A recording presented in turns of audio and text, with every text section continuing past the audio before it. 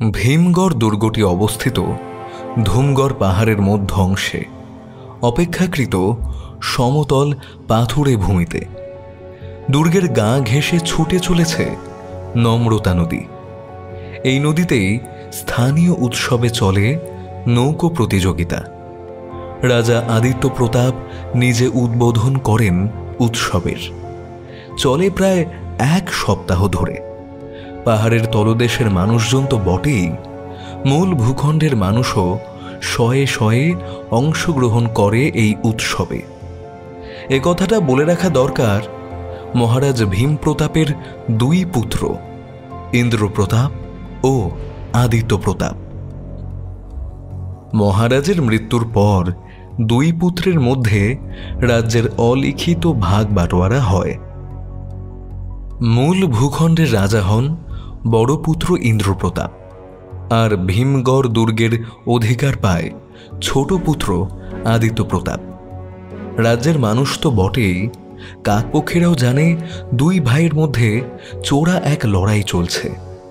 যে কোনো দিন ঘটে যাবে ভয়ঙ্কর কিছু।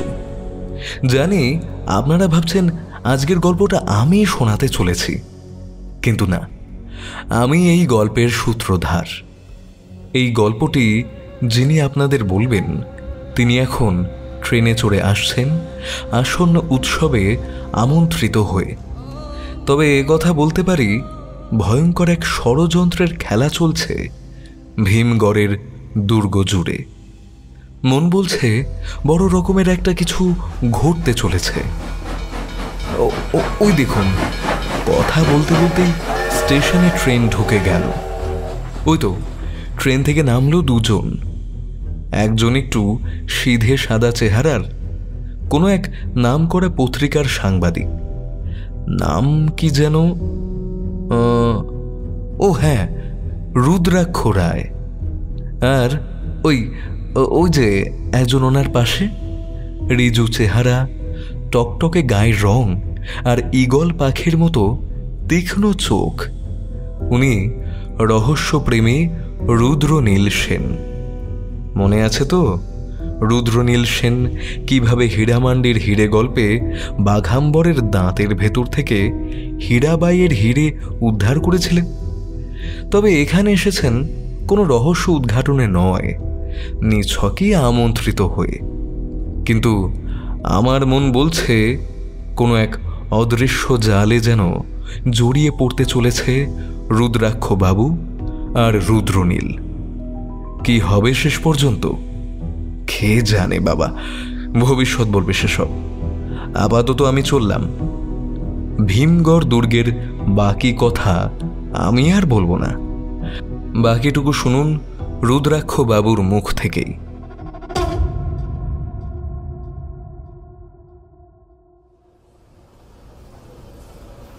ট্রেন যখন স্টেশনে থামলো তখন প্রায় বিকেল গড়িয়ে গেছে। আকাশের রং ছাই বর্ণ ধারণ করেছে। রুদ্রনীল এক পলক ফাঁকা স্টেশনটা দেখল, তারপর পকেট থেকে একটা সিগারেট ধরিয়ে বলল, রুদ্রাক্ষবাবু, যাত্রা শুরু করা যাক নাকি? এখন তো কদিন আমরা রাজার অতিথি। তা যা বলেছ ভাইয়া, রাজাতিথ্য কিন্তু বড় সৌভাগ্যের বিষয়। কিন্তু বলছিলাম, দুর্গ পর্যন্ত কি হেঁটে যেতে হবে? হনুমান বলছে বাইরে ঘোড়ার গাড়ির ব্যবস্থা থাকবে। চলুন, বাইরে তো আগে যাওয়া যাক। আমরা হাঁটা দিলাম। স্টেশনের বাইরে বেরিয়ে দেখলাম রুদ্রর অনুমান সত্য। সুসজ্জিত ঘোড়ার গাড়ি দাঁড়িয়ে, তবে ঘোড়ার গাড়ির সংখ্যা একটা নয়, 2টো। প্রথম ঘোড়ার গাড়ির বেশ কিছুটা তফাতে আরও একটা সুদৃশ্য ঘোড়ার গাড়ি দাঁড়িয়ে। আমরা প্রথম গাড়িটার উদ্দেশ্যেই এগিয়ে চললাম। রুদ্রনীল এগিয়ে গিয়ে দণ্ডের মতো একটা শিলমোহর লাগানো আমন্ত্রণপত্র সহিসকে দেখাতেই সেই শশব্যস্ত হয়ে দরজা খুলে দিল। ঘোড়ার গাড়িতে উঠতে যাচ্ছি, তখনই পিছন থেকে গমগমে গলাটা ভেসে এলো, সার্কাস পার্টি এসে গেছে তাহলে? ভালোই খেলা হবে ভীমগড়ের দুর্গে। আমি চমকে তাকালাম। দেখলাম দীর্ঘ চেহারার এক সুদর্শন যুবক আমাদেরকে উদ্দেশ্য করেই কথাটা বলছে। রুদ্রনীল চাপা স্বরে আমায় বলল, তিনি বিক্রমগড়ের রাজামশাই ইন্দ্রপ্রতাপ। রাজামশাই এগিয়ে এলেন রুদ্রনীলের দিকে। একই রকম ধারালো গলায় বললেন, তা সার্কাস দলের সব জোকাররা চলেছেন বুঝি ভীমগড়ের দুর্গে? তা সেখানে কোন সার্কাস দেখানো হবে শুনি? আমি দেখলাম রুদ্রনীলের চোয়াল কঠিন হলো। ধারালো গলায় সে উত্তর দিল, সেটা না হয় আপনি ঠিক করুন, তবে একটা কথা বলি, সার্কাসে যেমন জোকার থাকে তেমনি রিং মাস্টারও থাকে। আর জানেন তো, বড় বড় বাঘও সেই রিং মাস্টারের চাবুকের নিচে জুজু। রাজামশাইয়ের মুখ এক মুহূর্তের জন্য অগ্নিবর্ণ ধারণ করল। পর মুহূর্তেই নিজেকে সংযত করে নিয়ে তিনি বললেন, বেশ, তাহলে সময় হলেই দেখা যাবে রিংমাস্টার নাকি জোকার। এই বলে বড় রাজা বিদায় নিলেন। কিন্তু এই ঘটনায় মনটা কেমন যেন একটু তেতো হয়ে গেল। কিন্তু কি আর করা যাবে, ব্যাগটা নিয়ে উঠে বসলাম ঘোড়ার গাড়িতে। রুদ্রনীল উঠতে গিয়ে ও থেমে গেল। আমি ভ্রু কুঁচকে জিজ্ঞেস করলাম, আবার কি হলো ভায়া? সে আমার প্রশ্নের কোনো উত্তর দিল না দেখে আমি উঁকি মেরে বাইরেটা দেখতে চেষ্টা করলাম। দেখলাম বড় রাজার ঘোড়ার গাড়িটা চলে গেছে বলে জায়গাটা ফাঁকা হয়ে গেছে অনেকটাই। কিন্তু সেই ফাঁকা জায়গাতেই বেশ কিছুটা দূরে দাঁড়িয়ে আছে একজন ঘোড়সওয়ার। গোটা দেহ তার কালো পোশাকে ঢাকা, তীক্ষ্ণ চোখে জরিপ করছে আমাদের ঘোড়ার গাড়িটাকে। রুদ্রনীলের ঠোঁটে দেখলাম ধারালো এক হাসি খেলা করছে। সে উঠে বসলো গাড়ির ভেতর, মৃদু হেসে বলল, আতিথেয়তার জন্য তো সব রকম ব্যবস্থাই আছে দেখছি। বড় রাজামশাই তো চলে গেলেন, এই ঘোড়ার গাড়ি আবার ছোট রাজামশাইয়ের। তাহলে ওই ঘোড়সওয়ারটি কোন জনের? আমি কিছু বুঝতে না পেরেই বোকার মতো তাকিয়ে রইলাম তার দিকে। সে সহিশকে উদ্দেশ্য করে বলল, কই হে ভাই, যাত্রা শুরু হোক। ঘোড়ার গাড়ি ছুটতে শুরু করলো বিকেল গড়ানো আলোয়। মাটি এখানে পাথুরে, তাই গাড়ি মাঝে মাঝেই লাফিয়ে উঠছে। আমি গাড়ির ভারী পর্দাটা সরিয়ে বাইরে দৃষ্টি ফেললাম। ছোটখাটো পাথরের টিলা আর কাঁটা ঝোপ ছাড়া চোখে পড়ল না বিশেষ কিছু। পর্দা নামিয়ে নিলাম। রুদ্রনীল আলগা হাসি নিয়ে বলল, এটা ওই বড় রাজার রাজ্যের শেষ সীমানা। রাস্তাটা চলে গেছে সীমানা বরাবর ভীমগড় দুর্গ পর্যন্ত। রুদ্র আরো কিছু বলতে যাচ্ছিল, তখনই সেই ঘোড়সওয়ার ঝড়ের বেগে আমাদের গাড়িটা টপকে চলে গেল। সারা টিকটিকির দল, তীরের মতো কানে এসে লাগলো কথাটা। আমাদের ঘোড়ার গাড়িটা নিয়ন্ত্রণ হারিয়ে সজোরে ধাক্কা মারল রাস্তার পাশের একটা টিলায়। আমরা দুজনেই ছিটকে পড়লাম গাড়ি থেকে। ঘোড়া দুটো তীব্র আওয়াজ ছেড়ে দাঁড়িয়ে গেল। আমিও মুখে আওয়াজ করে উঠে দাঁড়াতে গেলাম। হাঁটু দুটো ঠুকে গেছে জোর, যন্ত্রণায় কুঁকড়ে গেলাম আমি। রুদ্রনীল হাত বাড়ালো আমার দিকে। আমি তার পাঞ্জাটা মুঠোয় ধরে মুখে একটা আওয়াজ ছেড়ে উঠে দাঁড়ালাম। মা গো! রুদ্রাক্ষবাবু, ঘাতির দাঁড়ির তো ভালোই ব্যবস্থা দেখছি, একেবারে মাঝপথ থেকে শুরু হয়ে গেছে। এমন সময় হঠাৎ চাপা একটা আর্তনাদ কানে এসে লাগলো। চমকে তাকিয়ে দেখলাম সহিশের মুখ রক্তে ভেসে যাচ্ছে। রুদ্র আর আমি দুজনেই ছুটে গেলাম। দেখলাম সহিশের মুখে চাবুকের দাগ, কপাল, নাক ও গালের এক পাশ থেকে গড়িয়ে নামছে রক্তের স্রোত। রুদ্র কঠিন গলায় বলল, রুদ্রাক্ষবাবু, গাড়ির ভেতর থেকে এক্ষুনি আমার ব্যাগটা নিয়ে আসুন তো। আমি দৌড়ে গাড়ি থেকে ব্যাগটা এনে রুদ্রকে দিলাম। সে ব্যাগ থেকে তুলো আর 3-4 আয়োডিন নিয়ে ক্ষততে সযত্নে লাগিয়ে দিল। রক্তের বেগ কমে এলে পকেট থেকে রুমালটা বের করে তার দিকে বাড়িয়ে দিয়ে বলল, এটা একটুখানি চেপে ধরে রাখো। সহিশ রুমালটা চেপে ধরে বসে রইল। ঘোড়া দুটো চিহি ডাক ছাড়ল কোনো কারণে, হয়তো কোনো প্রতিবাদ করতে চাইল গলার ঘন্টি নাড়িয়ে। রুদ্র একটা সিগারেট ধরালো। আমি কাঁপা স্বরে বললাম, এসব কি ভাইয়া? কেউ কি চায় না যে আমরা রাজঅতিথি হয়ে ভীমগড় যাই? সেরকমই তো মনে হচ্ছে, কিন্তু প্রশ্ন হচ্ছে, আমরা রাজার অতিথি হলে কার বাড়া ভাতে ছাই পড়বে? কি সহিশ ভাই, পারবে তো চালাতে? সে মাথা নেড়ে সম্মতি জানাতে আমি আবার গাড়ির দিকে পা বাড়ালাম। যেতে যেতে শুনতে পেলাম রুদ্রনীলের কঠিন গলাটা, চিন্তা করো না সহিশ ভাই, যেই চাবুক চালিয়ে থাকুক না কেন, তার মুখেও চাবুক চালানোর সুযোগ তুমি পাবে। এটা রুদ্রনীল সেনের প্রতিশ্রুতি। রুদ্র ফিরে এলো গাড়িতে। আমিও দেখলাম তার মুখ বেশ থমথমে। কোনো এক ভীষণ প্রতিজ্ঞা যেন ঝিকিয়ে উঠছে তার দু চোখের তারায়। গাড়ি আবার চলতে শুরু করলো। রুদ্র হাতের সিগারেটে টান দিয়ে বলল, রুদ্রাক্ষবাবু, ডান দিকের পর্দা সরিয়ে দেখুন, ওই দিকটা বিক্রমগড়। বড় রাজার সঙ্গে পরিচয় আগেই হয়েছে, এবার রাজ্যটাকে একবার চাক্ষুষ করে নিন। আমি পর্দা তুললাম। আর সেটা তুলতে বিস্মিত হয়ে গেলাম। মনে হচ্ছে কোনো এক দক্ষ চিত্রকর তুলিতে এঁকেছে অপূর্ব এক চিত্র। রার ভূমিতে যে অপূর্ব সুন্দর এমন এক রাজ্য আছে তা আমার জানাই ছিল না। একটু আগে মনে জমতে থাকা তিক্ততা যেন চারপাশে নৈসর্গিক সৌন্দর্য একেবারে শুষে নিল। মনের মধ্যে প্রশান্তি বোধ করলাম। রুদ্র মৃদু গম্ভীর স্বরে বলল, রাজা ভীমপ্রতাপের মৃত্যুর পর তার সম্পত্তি 2 ভাগে ভাগ হয় তার সন্তানদের মধ্যে। কিন্তু মজার ব্যাপার হলো, যে সন্তান ঠিক যে ভাগ আশা করেছেন বাস্তবে পেয়েছেন ঠিক তার উল্টো। সে কি, কেন? যতদূর জানি রাজা ভীমপ্রতাপের মৃত্যুর পর তার স্ত্রী রানী রূপমতী নিজের ইচ্ছা অনুযায়ী নাকি এমন করেছেন। আমি আরো কিছু বলতে যাচ্ছিলাম, কিন্তু তখনই থেমে গেল ঘোড়ার গাড়িটা। আমি পর্দা সরাতে চমকে গেলাম। চোখের সামনে এমন ঝলমলে একটা প্রাসাদ দেখে মুখ আপনা হতেই হাঁ হয়ে গেল। ব্যাগপত্র নিয়ে নামলাম। রুদ্র মৃদু স্বরে বলল, বাকি পত্রকও কিন্তু পাদুরকে একটু ধকল নিতে হবে। রাস্তায় যা ডিগবাজি মারলেন তাতে আপনার পা আবার না বিদ্রোহ করে বসে। এমন সুন্দর প্রাসাদে পৌঁছানোর জন্য আমি হামাগুড়ি দিতেও রাজি ভায়া। বাইরের সৌন্দর্য দেখে মুগ্ধ হয়ে যাবেন না। মনে রাখবেন, ক্লিওপেট্রাও অসাধারণ সুন্দরী ছিল, কিন্তু সহিস ঘোড়ার গাড়ি নিয়ে চলে গেল। আমরাও পা বাড়ালাম। সিঁড়ির ধাপ টপকে এগিয়ে চললাম রাজার অতিথি হবার জন্য। কিন্তু তখনও বুঝিনি ঢোকার মুখে আমাদের জন্য একটা বড় সড়ো চমক অপেক্ষা করছে। ফটক সুদৃশ্য পাথরের তৈরি, চালানো হচ্ছে বাতি। এক মুহূর্তের জন্য মনে হচ্ছে কোনো এক স্বর্গীয় মহিলা আলোর মালায় সাজাচ্ছে নিজেকে। মুগ্ধ হয়ে দেখছিলাম। তখনই নরম কণ্ঠস্বরটা কানে এলো, আপনাদের আসতে কোনো অসুবিধা হয়নি তো? সুমিষ্ট মহিলা কণ্ঠস্বরটা থামিয়ে দিয়েছে আমাকে। থেমে গেছে রুদ্রনীল। প্রস্তর মূর্তির মতো দাঁড়িয়ে গেছে সে।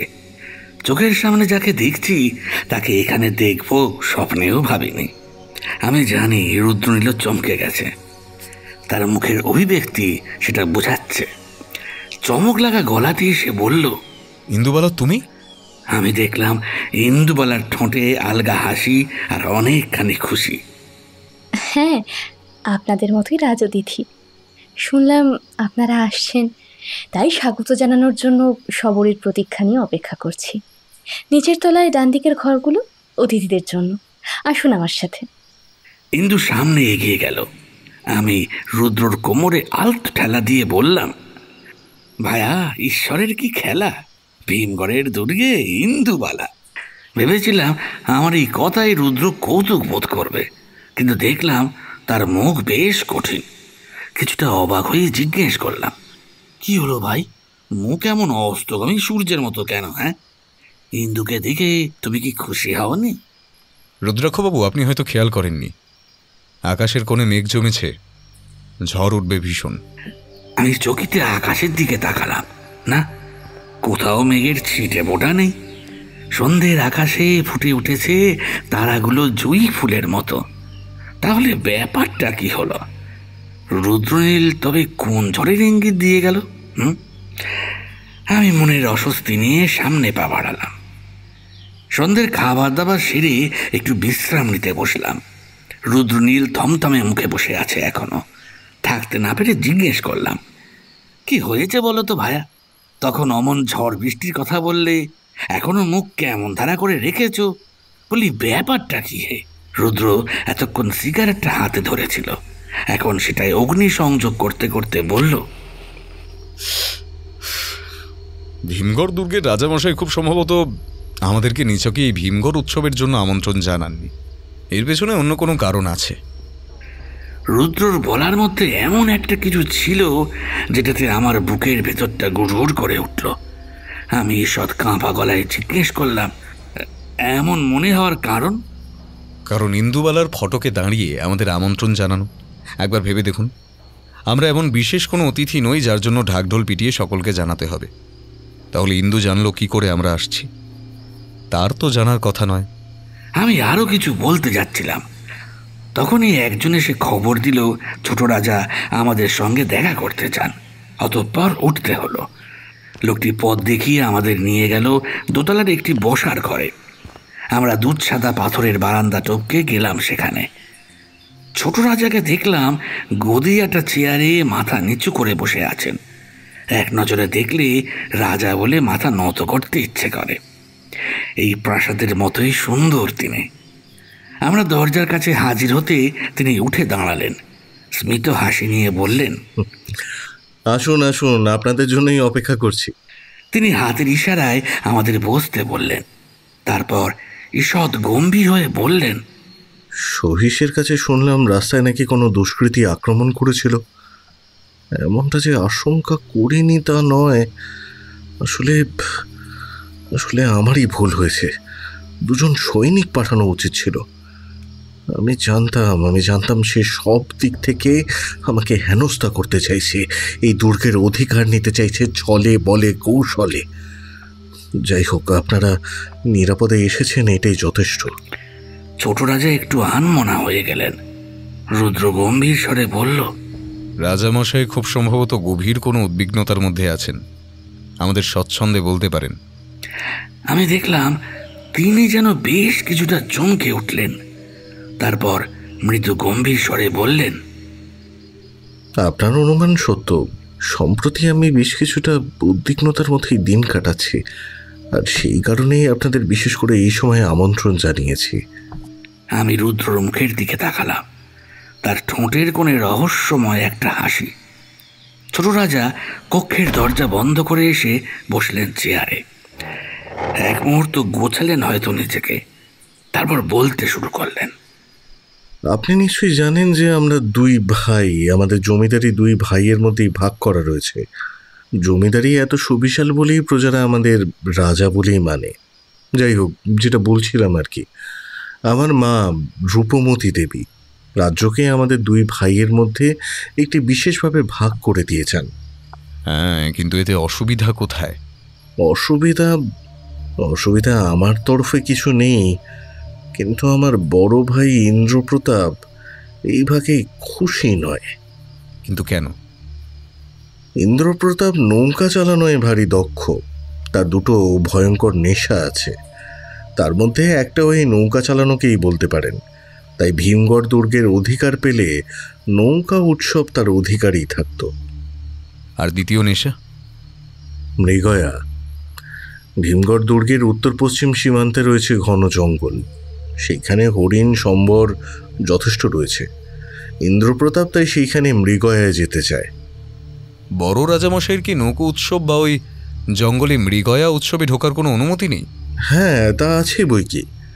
নৌকা উৎসবে সে অংশগ্রহণ করে এবং সে নিজেকে বিজয়ী দেখতেই অভ্যস্ত। বিগত বেশ কয়েক বছর ধরে তাকে কেউই হারাতে পারেনি, এমনকি আমিও নই। আর মৃগয়ার কথাই যদি বলেন, নৌকা উৎসবের কয়েকদিন পরেই তো শুরু হয় মৃগয়া উৎসব। সেদিন সে অংশগ্রহণ করে, কিন্তু এই একদিনের মৃগয়ায় নাকি তার মন ভরে না।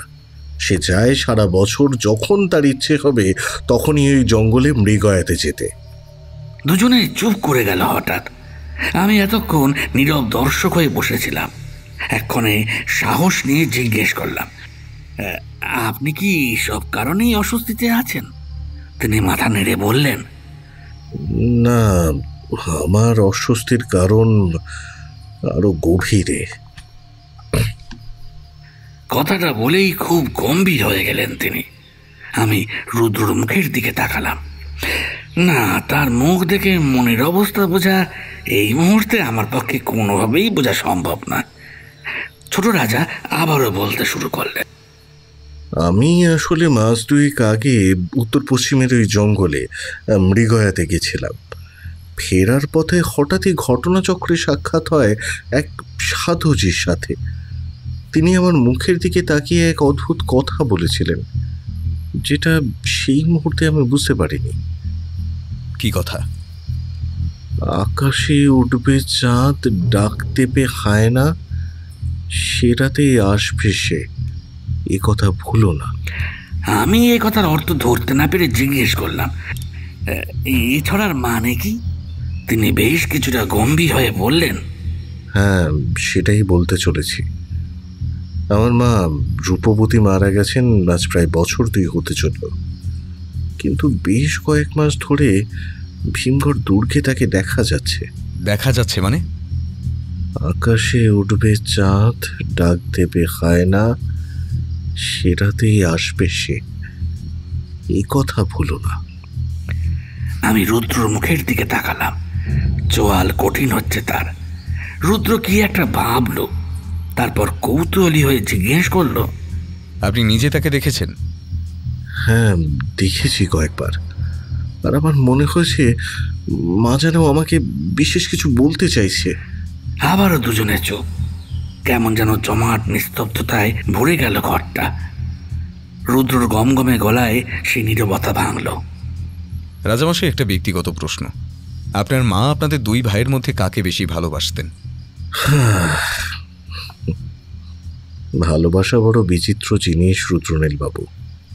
যত বেশি পাবেন ততই কম মনে হবে।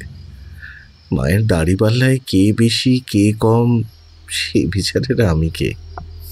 ঠিক ঠিক। আচ্ছা, আরেকটা কথা, আপনার বাবা কিভাবে মারা যান? আমি দেখলাম রাজা মশাইয়ের মুখ যেন এক পলকের জন্য ফ্যাকাশে হয়ে গেল। দ্রুত নিজেকে গুছিয়ে নিয়ে বললেন, সিঁড়ি থেকে পড়ে। রুদ্র আবার একটু গম্ভীর হয়ে গেল, তারপর উঠে দাঁড়িয়ে বলল, আচ্ছা, আপনার মায়ের কোনো চিত্র বা ওই জাতীয় কিছু?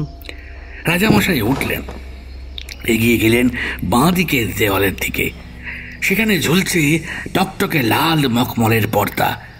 ঝুলতে থাকা সিল্কের দড়িটা ধরে তিনি টান দিলেন। হাওয়া বওয়ার শব্দ তুলে সরে গেল পর্দা, আর আমি হাঁ হয়ে দেখলাম দেওয়াল জুড়ে রূপমতির তৈলচিত্র। রুদ্রকে দেখলাম খুঁটিয়ে দেখছে সেটা। আমার মন বলছে সে দেখছে না, বরং কিছু খুঁজছে। একটু পরে রুদ্র আমাকে উদ্দেশ্য করে বলল, চলুন রুদ্রাক্ষবাবু, এবার আমাদের যেতে হবে। আমি উঠে পড়লাম, নীরবে অনুসরণ করলাম তাকে। রুদ্র যেতে যেতে হঠাৎ থেমে বলল, আচ্ছা রাজামশাই, আপনার কোনো নেশা নেই? রাজামশাইয়ের কপালে কয়টা ভাঁজ দেখা দিয়েই মিলিয়ে গেল। আলতো মাথা নেড়ে তিনি বললেন, তা আছে বই কি, মহাদেবের ভক্তি। আর আপনি তো জানেনই, ভক্তিতে মেলায় শক্তি। রাতে খাওয়া দাওয়ার পর দরজা ভেজিয়ে বসে আছি, একটু পরে টোকা পড়ল। উঠে গিয়ে দরজাটা খুলতেই দেখলাম ইন্দুবালা দাঁড়িয়ে। মৃদু হেসে সে বলল, দাদা, খাওয়া দাওয়া তো হলো, একটু হাঁটবেন নাকি? আমি নাক একটু কুঁচকে বললাম, যদিও এখন 10টা বাজে, কিন্তু এসব জায়গায় তো এটাই অনেক রাত। হ্যাঁ, তা এত রাত করে নৈশ ভ্রমণে যাওয়াটা কি ঠিক হবে? ইন্দুদেবী, আপনি তো এখন আর আমাদের মতো সাধারণ প্রজা নন, হীরামান্ডির রানী। তাই বলছিলাম কি, দেহরক্ষী ছাড়া আপনার ঘোড়াটা কি ঠিক হবে? না না, আমি রানী টানি কিছু নই। হীরামান্ডির জমিদারি সামলায় আমার মা আর ভাই। আমি যেমন সাধারণ ছিলাম তেমনই আছি, আর তেমনই থাকতে পছন্দ করি। তবে হ্যাঁ, আমার মা এবং আমার পরিবারকে আমার জীবনে ফিরিয়ে দেওয়ার জন্য আপনার কাছে আমি আজীবন ঋণী হয়ে থাকব। আমি আর কিছু বলার আগেই দেখলাম রুদ্র রীতিমতো তৈরি হয়ে বাইরে যাওয়ার জন্য পা বাড়িয়েছে। বুঝলাম কেস আগে থেকে সেটিং হয়ে আছে, তা তৈরি হতেই হলো। ফাল্গুন মাস হলেও এখানে ঠান্ডা বেশ, আর তাছাড়া আমার একটু ঠান্ডা লাগার দাঁত মশাই। তাই হনুমান টুপি চড়াতে হলো মাথায়, গলায় কমফোর্টার চড়ালাম। দরজা ভেজিয়ে বের হলাম বাইরে। দেখলাম ফটক খোলা। অবাক হয়ে জিজ্ঞেস করলাম, এ কি, এত রাতেও ফটক খোলা? আসন্ন বসন্ত উৎসব উপলক্ষে প্রায় সারা রাতেই ফটক খোলা থাকে। অনেক জায়গা থেকে অতিথি আসে, কে কখন এসে পৌঁছয় তার তো ঠিক নেই। কারো যেন কোনো অসুবিধে না হয়, তাই এই ব্যবস্থা। তুমি এত কিছু জানলে কি করে? ইন্দু হাসলো ঈষৎ। চাঁদের আলোয় তার দাঁতগুলো যেন মুক্তোর মতো ঝকঝক করে উঠল। বড় ভালো লাগে মেয়েটাকে।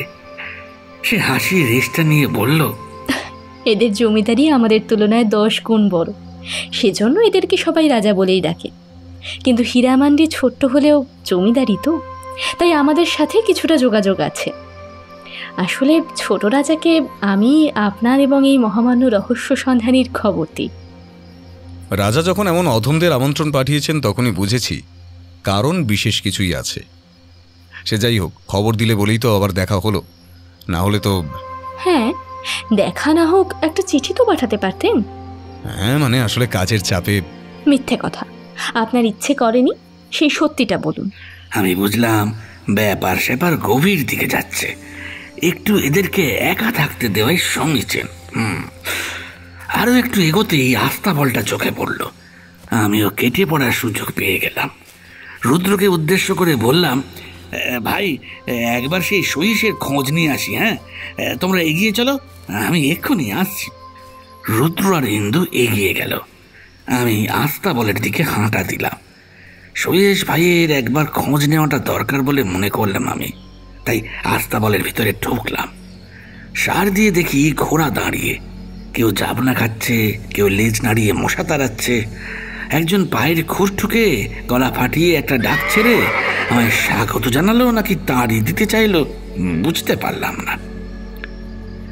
সহিস ভাইয়ের দেখা পেলাম, বিছানায় শুয়ে আছে। আমায় দেখে উঠে বসলো।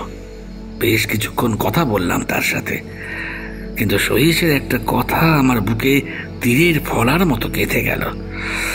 মন বলে উঠল, যা কিছু চলছে, যা কিছু ঘটছে তার আড়ালে যেন নিঃশব্দে বয়ে চলেছে কিছু। বুকের ভেতরটা গুড়গুড় করে উঠল আমার। আস্তাবল থেকে বের হয়ে এলাম, এদিক ওদিক তাকালাম রুদ্র আর ইন্দুকে খোঁজার জন্য। দেখলাম বেশ কিছুটা দূরে একটা টিলা মতো জায়গায় বসে আছে দুজনে। চাঁদের আলো মাখছে দুই কপত কপতে। সত্যি বলছি, বড় ভালো লাগছে দুজনকে। আমি নিঃশব্দে এগিয়ে গেলাম। ইন্দুবালার আবেগঘন গলাটা কানে এলো। জানেন, কতদিন অপেক্ষা করতাম আপনার চিঠির জন্য। মন বলতো আপনি নিশ্চয়ই আমার চিঠির উত্তর দেবেন। অপেক্ষা করতে করতে দিন, সময়, বছর পেরিয়েছে, কিন্তু উত্তর আসেনি। আমি জানি আমার অতীত কি, তবু কেন যেন মন বলছিল আপনি সব ভুলে আমায় উত্তর দেবেন, কিন্তু আপনি তো। ইন্দুর গলা বুঝে এলো আবেগে। রুদ্র ইন্দুর মাথায় আলতো হাত ছুঁয়ে বলল, ইন্দু, অতীত নয়, বর্তমান নিয়ে মানুষকে বাঁচতে হয়। আর বর্তমানটা হলো তোমার সঙ্গে আবারও আমার দেখা হয়েছে। এখানের কাজ মিটে গেলে তো আবার পালিয়ে যাবেন, আর হয়তো কোনোদিন দেখাই হবে না। কে বলেছে দেখা হবে না? এখান থেকে ফিরে তোমার মাকে চিঠি পাঠাবো। কলকাতায় ভালো কলেজে ভর্তি হবে তুমি। মেয়েদের জন্য ডক্টর শ্যামাপ্রসাদ মুখার্জি খুব ভালো একটি কলেজ তৈরি করেছেন, যার নাম যোগমায়া দেবী কলেজ। সেই কলেজে ভর্তি হবে তুমি। আমি যেই কলকাতা যাব, আপনি তখনই কলকাতা থেকে ফুরুত হয়ে যাবেন, আমি ঠিক জানি। সে তখন দেখা যাবে কে ফুরুত করে ওরে আর কে ঘাপটি মেরে বসে থাকে। এখন তো এইসব নিয়ে। থেমে গেল রুদ্র হঠাৎ, প্রায় লাফিয়ে উঠে দাঁড়ালো। আমি যে কখন পায়ে পায়ে তাদের সামনে গিয়ে দাঁড়িয়ে গেছি খেয়ালই করিনি। ইন্দু উঠে দাঁড়িয়েছে। ইস, আমি বুঝলাম এইভাবে বিনা নোটিশে তাদের সামনে হাজির হওয়াটা আমার একদমই ঠিক হয়নি। কিন্তু আমার ধারণা যে পুরোটাই ভুল বুঝলাম একটু পরে। আমি দেখলাম রুদ্রর চোখে তারা দুটোই আগুনের ফুলকি ছিকিয়ে উঠছে, চোয়াল ভীষণ কঠিন। তার মুখের এই অভিব্যক্তি আমার বুকের কাঁপুনি যেন বাড়িয়ে দিল। হাতের মুঠোয় সে নিঃশব্দে তুলে নিল একটা পাথরের টুকরো।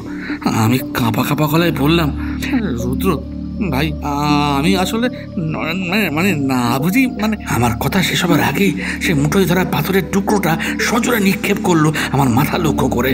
আমি ভয় বাবা গো বলে মাথাটা বাঁ দিকে সরিয়ে নিলাম। পাথরের ধারালো খণ্ডটা আমার কানের পাশ দিয়ে শনশন শব্দ করে বেরিয়ে গেল। আমি ভয়ে চোখ বুজে ফেললাম, আর সাথে সাথেই শুনতে পেলাম ভয়ঙ্কর এক আর্তনাদ। চোখ আপনা হতেই খুলে গেল। পিছনে তাকিয়ে দেখলাম একটা লোক তার মাথা চেপে ধরে লুটিয়ে পড়েছে পাথুরে মাটিতে। হাতের তালু দিয়ে গড়িয়ে পড়ছে রক্তের স্রোত। ঠিক তার পাশেই পড়ে আছে একটা ধারালো বল্লম। আমি যেন হা হয়ে গেলাম। রুদ্রনীল গম্ভীর স্বরে বলল, রুদ্রাক্ষবাবু, দেখুন তো আপনার বন্ধুটি ঠিক আছে কিনা। আমি যেন যন্ত্রচালিতের মতো এগিয়ে গেলাম, তুললাম লোকটাকে। কিছুটা কড়া স্বরে জিজ্ঞেস করলাম, কে তুমি? আমাদের মারতে চাইছো কেন? হঠাৎ ওই আহত লোকটা পকেট থেকে পিস্তল বার করে আমার ও রুদ্রনীলের দিকে আঙুল তুলে মুখে একটা তীক্ষ্ণ শীষের শব্দ করলো। সঙ্গে সঙ্গে পিছনের জঙ্গল থেকে প্রচণ্ড বেগে একটা ঘোড়া ছুটে এলো। হকচকে গিয়ে লোকটাকে ছেড়ে আমি পিছনে তাকিয়েছিলাম, আর সঙ্গে সঙ্গে মুহূর্তের মধ্যে লোকটা ঘোড়ার পিঠে উঠে ঘোড়া ছুটিয়ে দিল। পিছনের জঙ্গলে তার ছুটে পালানোর শব্দ শোনা গেল। রুদ্রনীল পকেট থেকে পিস্তলটা বের করে প্রচণ্ড বেগে দৌড় দিল সেদিকে। একটু পরে পরপর 2 রাউন্ড গুলি ছোঁড়ার শব্দ শুনতে পেলাম। ইন্দুবালাকে দেখলাম সে ভয়ে গুটিয়ে গেছে। আমার অবস্থাও ততই বছর। দম বন্ধ করে দুজনে অপেক্ষা করতে লাগলাম রুদ্রর ফেরার জন্য। ইন্দুবালার চোখের কোণে জল চিকচিক করছে, ঠোঁট দুটো কাঁপছে ভীষণ আতঙ্কে। কাঁপা কাঁপা গলায় সে বলল, দাদা কি হলো বলুন তো, উনি তো এখনো ফিরলেন না। তুমি দাঁড়াও এখানে, আমি একটু এগিয়ে দেখি। না, আমিও যাব আপনার সাথে। আমি আপনাদের এখানে এনেছি এত রাতে, ওনার যদি কোনো বিপদ হয় তার জন্য দায়ী আমি। চলুন যাই। আমরা দুজনেই পা বাড়াতে গেলাম, কিন্তু তখনই দেখলাম প্রায় দৌড়াতে দৌড়াতে আসছে রুদ্রনীল।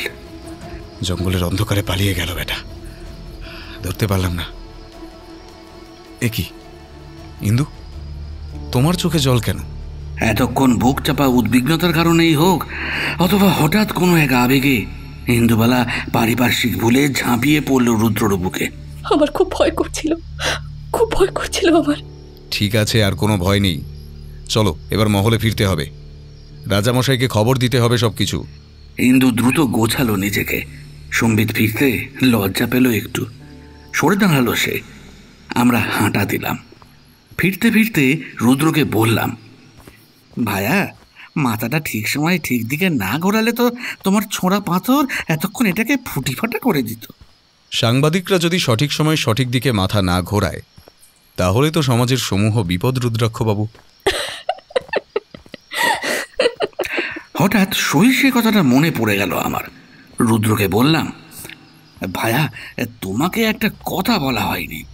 সহিস ভাইয়ের শরীরের খোঁজ নিতে গিয়ে জানতে পারলাম যে ছোট রাজামশাই।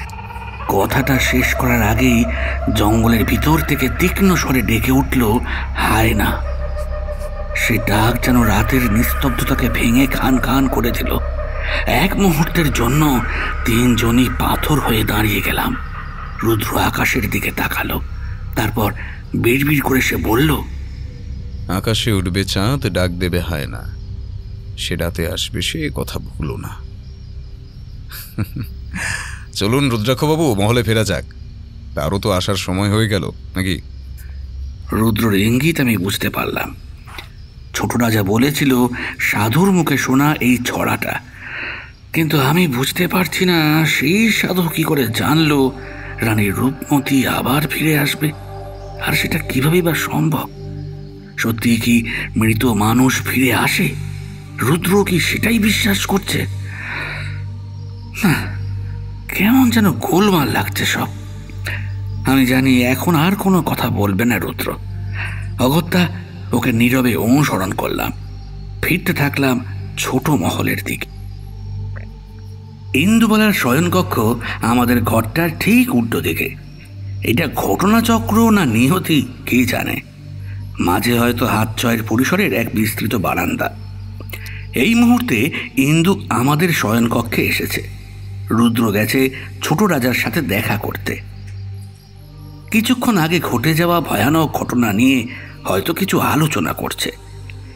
ইন্দু আমাদের বিছানাগুলো তৈরি করছে আমার চরম আপত্তি উপেক্ষা করে। মেয়েটার মধ্যে কি আছে জানি না, তবে প্রতিটা মুহূর্তেই যেন অদৃশ্য বন্ধনে বাঁধছে সে আমাকে। কেমন যেন আপন বোন হয়ে উঠছে সে একটু একটু করে। আমি আমার লেখার খাতাটা পেড়েছি, কয়েকটা বিষয় লিখে রাখছি তাতে। ইন্দুবালার বিছানা করা সম্পূর্ণ হলে আমার উল্টো দিকের একটা চেয়ারে বসলো সে। আমি তাকে মৃদুস্বরে বললাম, আবার বসলে কেন? রাত তো হয়েছে অনেক, যাও এবার শুয়ে পড়ো। হ্যাঁ, এবার যাব। বুঝলাম, আমার ভাইটির সাথে দেখা না করে সে কক্ষ ত্যাগ করবে না। তাই লিখতে লিখতেই বললাম, তা বোনটি, আমার ভাইটিকে কেমন বুঝছো বলো তো? সে শাড়ির আঁচলের একটা প্রান্ত পাকাতে পাকাতে বলল, ভাই যখন আপনার, তখন আপনিই তো ভালো বুঝবেন। আর তাছাড়া আমি তাকে বোঝার সুযোগই বা পেলাম কই? বুঝলাম চিঠির উত্তর না পাবার অভিমানটা কঠিন বরফ হয়ে বসে আছে এখনো তার বুকের মধ্যে। আমি সান্ত্বনা দেবার জন্য কিছু একটা বলতে যাচ্ছিলাম, তখনই রুদ্র প্রায় ঝড়ের বেগে ঘরে ঢুকলো। রুদ্রক্ষবাবু, এক্ষুনি একবার বাইরে আসুন। ইন্দু, তুমি এসো এক্ষুনি। এত রাতে আবার কোথায় ভায়া?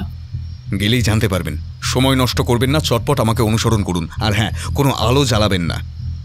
থমথমে রাতের পরিবেশ, সেই সাথে জঙ্গল থেকে পশুর ডাক ভেসে আসছে। ঝিঝি পোকার দল তাদের আসর বসিয়েছে সেই সাথে। আমি আর ইন্দুবালা, আমরা দুজনে প্রায় নিঃশব্দে রুদ্রনীলকে অনুসরণ করলাম। রুদ্র বাঁ দিকের সিঁড়ি ধরে উঠতে শুরু করলো। মহলের বাতি প্রায় সবই নেভানো, কিন্তু কারণটা আমি ঠিক বুঝতে পারছি না। গোটা মহলটা এখন ঢেকে আছে ঘন জমাট অন্ধকারে। ফিকে চাঁদের আলোয় সুদৃশ্য মহলটাকেও যেন কেমন রহস্যময় লাগছে। আমার মন বলছে ভয়ঙ্কর কিছু একটা ঘটতে চলেছে। অজানা সেই কারণেই বুকটা আমার ঢিপ ঢিপ করে উঠল। রুদ্রনীল যে কোথায় নিয়ে যাচ্ছে তাও তো চাই বুঝতে পারছি না। অন্ধকারে ঢাকা সিঁড়িগুলো টপকাতে বেশ কষ্ট হচ্ছে আমার, বারবার হোঁচট খাচ্ছি। প্রথমে রুদ্রনীল, তারপর ইন্দু এবং সর্বশেষে আমি চলেছি কোনো এক বিশেষ কিছুর দিকে। ইন্দুবালাও হোঁচট খেয়ে পড়ে যাচ্ছিল। রুদ্র ঝটিতে ধরে নিল তাকে, চাপা স্বরে বলল, সামলে। আমার হাতটা ধরে থাকুন না, তাহলে উঠতে তো আর সমস্যা হয় না। রুদ্র ইন্দুবালার হাতটা মুঠোয় ধরল। দুজনে সিঁড়ি টপকে উঠতে লাগলো। আমার হাত ধরার কেউ নেই। অগত্যা হোঁচট খেয়ে খেয়ে উঠতে লাগলাম আমি। সিঁড়ির শেষ হতে প্রশস্ত বারান্দা। বারান্দা এখন অন্ধকারে ঢাকা। রুদ্র আর ইন্দু থেমে গেল, থেমে গেলাম আমিও। অপেক্ষা করতে লাগলাম রুদ্রর পরবর্তী নির্দেশের জন্য। অন্ধকারে এভাবে দাঁড়িয়ে থাকতে বেশ অস্বস্তি হচ্ছে। আমার বুকের ঠিপঠিপানিটাও বাড়ছে। থাকতে না পেরে জিজ্ঞেস করেই ফেললাম, বলছি ভাইয়া, এখানে এত রাতে এমন পাথর মূর্তি হয়ে দাঁড়িয়ে থাকার কারণটা কি? চুপ, ওই শুনুন, সে আসছে। আমি নূপুরের শব্দ শুনলাম। বারান্দার শেষ প্রান্তে আছে একটা ঝুল বারান্দা। সেখানে তপ করে জ্বলে উঠল একটা বড় মাটির প্রদীপ। সেই প্রদীপের আলোয় যাকে দেখলাম তাতে আমার গোটা শরীর যেন ভয়ে থরথর করে কেঁপে উঠল। মেরুদণ্ড দিয়ে ছুটে গেল বরফের স্রোত। প্রদীপ হাতে ধীর পায়ে এগিয়ে আসছে এক মহিলা। মহিলার মুখটা প্রদীপের আলোয় আমি স্পষ্ট চিনতে পারছি। রুদ্রকে ঠেলা দিয়ে বললাম, ভাইয়া, এ তো মহলের রানীমা রূপমতী। তাহলে রাজামশাই যা বলছিলেন সেটা? চুপ, কথা বলবেন না, সামনে তাকিয়ে দেখুন। আমি দেখলাম আমাদের সামনেই বারান্দা ধরে ধীর পায়ে এগিয়ে চলে এসেছে। সে আর অন্য কেউ নয়, স্বয়ং ছোট রাজা। দুহাত তুলে তিনি এগিয়ে চলেছেন তার মায়ের দিকে, কণ্ঠে চরম আকুলতা। মা, মা, মা এসেছে, মা গো। রূপমতী চোখ তুলল। আমি দেখলাম তার চোখের কোণে জল চিকচিক করছে। উন্মুক্ত হলো তার ঠোঁট দুটো। ঘর ঘর চড়ানো গলায় সে বলল, ভুল, আমার ভুল হয়েছে। সব ভুল শোধরাতে এসেছি আমি। মা, মা, মা গো। হাঁটু কেটে বসে পড়লেন রাজামশাই। ধপ করে নিভে গেল প্রদীপটা। ঘন জমাট অন্ধকারে ভরে গেল বারান্দা। রুদ্র চাপা স্বরে বলল, ইন্দু, চলো, ফিরে যেতে হবে। আমরা ফিরতে শুরু করলাম। আর ফিরতে ফিরতে শুনতে পেলাম রাজা মশাইয়ের আকুল ডাকটা। সেটা প্রতিধ্বনিত হচ্ছে মহলের ঘন অন্ধকারে। মা, তুমি কোথায় চলে গেলে? মা, মা, বলো, বলো, কোন ভুল শুধরাতে এসেছো তুমি? মা, মা।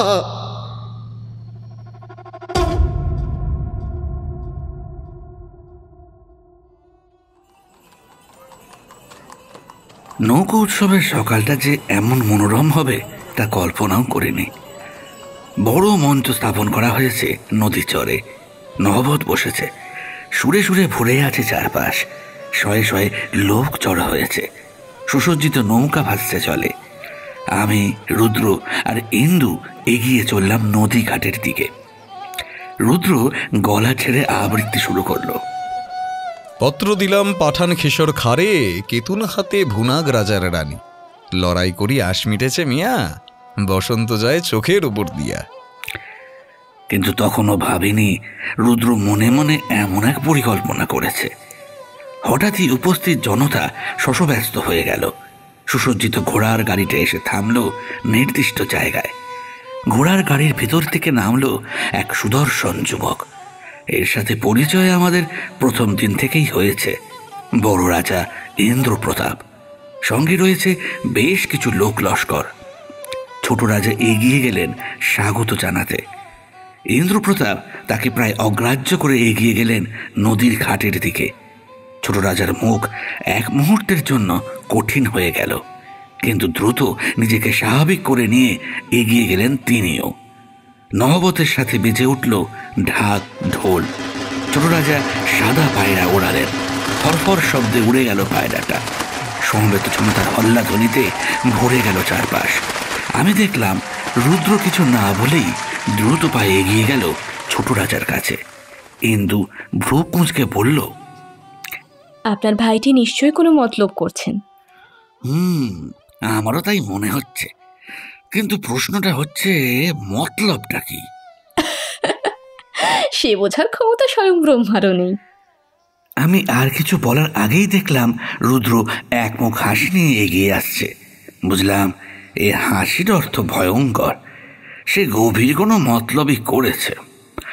আমার কাছে এগিয়ে শেষে বলল, রুদ্রক্ষবাবু, চটপট তৈরি হয়ে নিন। কিসের তৈরি ভায়া? নৌবিহারে যাব, চটপট করুন, এখনই যাত্রা শুরু হবে। আমি যাব না? আপাতত না, যদি নৌকো উল্টে সলিল সমাধি ঘটে, এই বিদেশ বুবুইয়ে কান্নার জন্য তো আপনজনও চাই। হ্যাঁ, আপনি খুব বাজে আপনি। আমার অবস্থা, পড়েছি জবনের হাতে, খানা খেতে হবে সাথে। তাই তৈরি হয়ে নিলুম চটপট। প্রতিযোগীদের নিজস্ব নৌকা আছে, আমাদের জন্য একটি সুসজ্জিত নৌকার ব্যবস্থা করা হলো। ছোট রাজাই করে দিলেন। আমি দেখলাম প্রত্যেক নৌকাতেই দুজন দু প্রান্তে দাঁড় উঠিয়ে প্রস্তুত। আমি রুদ্রকে ইতস্তত ভাব নিয়ে বললাম, ভাইয়া, প্রতিযোগিতায় তো নামছ, আমি কিন্তু দাঁড় বাড়িতে জানি না, হাস্যকর ব্যাপার হবে কিন্তু। মানুষ দুজন প্রতিযোগীকে মনে রাখে, যে প্রথমে থাকে আর যে শেষে। আপনি অযথা চিন্তিত হবেন না, দাঁড় আপনাকে বাইতে হবে না। রুদ্রর হেয়ালি কবেই বা আমার বোধগম্য হয়েছে। অগত্যা তাই কথা না বাড়িয়ে পা বাড়ালাম। নৌকায় উঠতে গিয়ে থমকে গেলাম আমি। নৌকায় দাঁড় হাতে যে অপেক্ষা করছে সে অন্য কেউ নয়, আমাদের সেই প্রথম দিনের সহিস ভাই। ছেলেটি আলতো হেসে মাথা নিচু করে স্বাগত জানালো। আমি রুদ্রর দিকে অবাক হয়ে তাকালাম। সে ঠোঁটে রহস্যময় হাসি নিয়ে বলল, আরে, ও শুধু ঘোড়ার গাড়ি নয়, নৌকো চালানোতেও মাহির। গত 2 বছরে সে এই প্রতিযোগিতায় বিশেষ স্থান অধিকার করেছে। কথার মাঝেই সিংহা নিনাদ শোনা গেল, আর সাথে সাথে নৌকাগুলো তীর বেগে জল কেটে এগিয়ে চলল। আমাদের নৌকাটাও একটা ঝাঁকুনি খেয়ে এগিয়ে চলল সামনের দিকে। আমি টলে পড়ে যেতে গিয়েও কোনো রকমে সামনে নিলাম। নদীর স্রোত যথেষ্ট এখানে। নৌকাগুলো ছুটে চলেছে তীর বেগে। দাঁড় ওঠানামা, হল্লা, সব কিছুতে ভরে আছে নদীবক্ষ। আমি মনে মনে গুরুনাম জপছি, জীবিত ফিরিয়ে দিও মহলে, ফিরিয়ে দিও ঠাকুর, ফিরিয়ে দিও ঠাকুর। কিন্তু যতই গুরুর নাম জপি, মন বলছে এই নদীর জলের গভীরে আমার শয়ন কক্ষ রচনা হয়ে গেছে। ভয়ে ভয়ে বাকি নৌকাগুলোকে দেখে চলেছি।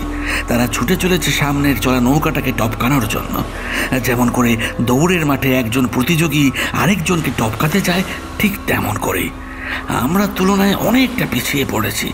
বুঝলাম শরীর সম্পর্কে যে শংসাপত্র রুদ্র নৌকায় ওঠার সময় দিয়েছিল তা শুধু আমার ভয় কাটানোর জন্য। হঠাৎই রুদ্র চিৎকার শুনতে পেলাম, সহিস ভাই, সামলে! আমি প্রচণ্ড আঁতকে উঠে দেখলাম একটা নৌকা প্রায় আমাদের নৌকাটার গা ঘেঁষে বেরিয়ে গেল। ধাক্কা লাগলে এই পৃথিবীকে চিরবিদায় জানিয়ে জলের বিছানায় ঘুমিয়ে পড়তে হতো। হঠাৎ এই ঘটনায় দম যেন বন্ধ হয়ে এসেছিল আমার। আমি বুকে হাত দিয়ে একটা বড় দম নিলাম, আর একটু এগোতে দেখতে পেলাম সেই নৌকাটাকে। কেন যেন আমার মনে হলো এই নৌকাটা প্রতিযোগিতায় আগ্রহী নয়, বরং আমাদের নৌকাটাকে লক্ষ্যবিন্দু করেছে। রুদ্রর দিকে তাকাতে আমার অনুমান আরও দৃঢ় হলো। তার চোয়াল এখন ভীষণ কঠিন। সে দাঁড় ছেড়ে উঠে এলো, আমাকে গম্ভীর স্বরে বলল, রুদ্রাক্ষবাবু, আপনি দাঁড়টা ধরে বসুন তো। আমি রুদ্রর মুখের অবস্থা দেখে কথা বাড়ালাম না, কোনো রকমে টলতে টলতে গিয়ে দাঁড়টা ধরে বসলাম। আমাদের নৌকাটা আরও একটু এগোতে সেই নৌকাটা পাক মেরে আমাদের দিকে এগিয়ে এলো আবারও। নৌকায় দাঁড় টানছিল যে লোকটা, সে হঠাৎই দাঁড় নিয়ে উঠে দাঁড়ালো। লোকটার চোখ মুখ যেন ভীষণ চেনা লাগলো আমার। কিন্তু লোকটা এইভাবে দাঁড় নিয়ে উঠে দাঁড়িয়েছে কেন? আমি কিছু বোঝার আগেই দেখলাম সহিস ভাইও দাঁড় নিয়ে উঠে দাঁড়িয়েছে। সব থেকে কাছের নৌকাটা আমাদের থেকে অন্তত ফুট 20 দূরে। সামনে ছুটে চলা নৌকাগুলোর পিছনে তাকানোর ফুরসত নেই, তাই তারা যে ঘটনাটা দেখবে না এটাই স্বাভাবিক। আমি দাঁড় ছেড়ে ভয়ে উঠে দাঁড়িয়েছি, কিন্তু কিছু বুঝতে পারার আগেই দেখলাম অপর নৌকার লোকটা হাতের দাঁড়টা রুদ্রকে লক্ষ্য করে চালিয়ে দিল। রুদ্র হয়তো অনুমান করেছিল এমন কিছু হতে পারে, তড়িৎ বেগে সরিয়ে নিল মাথাটা, আর কয়েকটা সেকেন্ডের মধ্যেই সহিস ভাইয়ের হাতটা শক্ত মুঠোয় ধরে সজোরে ঝাঁকুনি দিল। এই নিন চাবুক চালানোর উপহার। দাঁড়টা সজোরে আঘাত করলো লোকটার মাথায়। রক্ত ফিনকি দিয়ে বেরিয়ে এলো। লোকটা টাল খেয়ে পড়ে গেল নৌকাটার উপর। আমাদের নৌকাটা প্রচণ্ড জোরে ঝাঁকুনি খেয়ে গেল, আর আমি নিজের শরীরে নিয়ন্ত্রণ হারিয়ে পড়ে গেলাম নদীর জলে সশব্দে। ডুবতে ডুবতেই বুঝলাম আরও একটা শরীর ছপাং শব্দে পড়লো জলের মধ্যে। আমার অচেতন হয়ে আসা শরীরটা একটু একটু করে নামতে লাগলো নিচে। আমি চেতন হারিয়ে ফেললাম।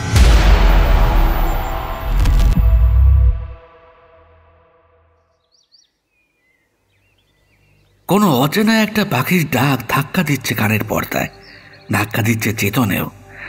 চোখটা খুলে গেল আপনা হতে। একটা ছায়া ছায়া মুখ ভেসে উঠল আমার চোখের সামনে। কানে এলো অতি পরিচিত একটা গলা। কি রুদ্রাক্ষবাবু, ঘুম ভাঙলো? আমি ধর্মড়িয়ে উঠে বসলাম। রুদ্রনীলকে দেখে ধরে প্রাণ ফিরে পেলাম যেন। আবেগঘন স্বরে বললাম, ভায়া, তুমি না থাকলে আজ হয়তো এই নদীর জলে চিরজীবনের মতো শুয়ে থাকতে হতো। আদর ভালোবাসা পরে হবে, এক্ষুনি আমাদের মহলে ফিরতে হবে।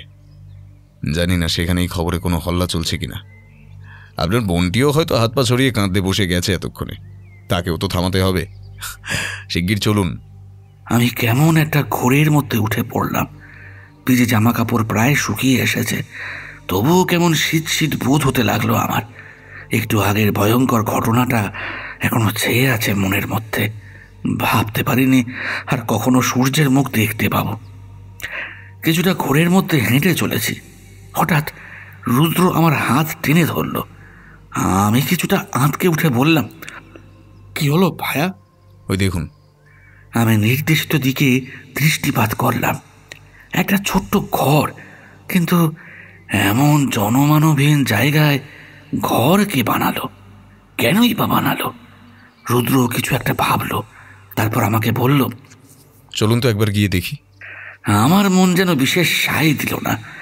এখানে আসার পর থেকে আমাদের উপর কোনো অদৃশ্য শত্রুর আক্রমণ চলছে।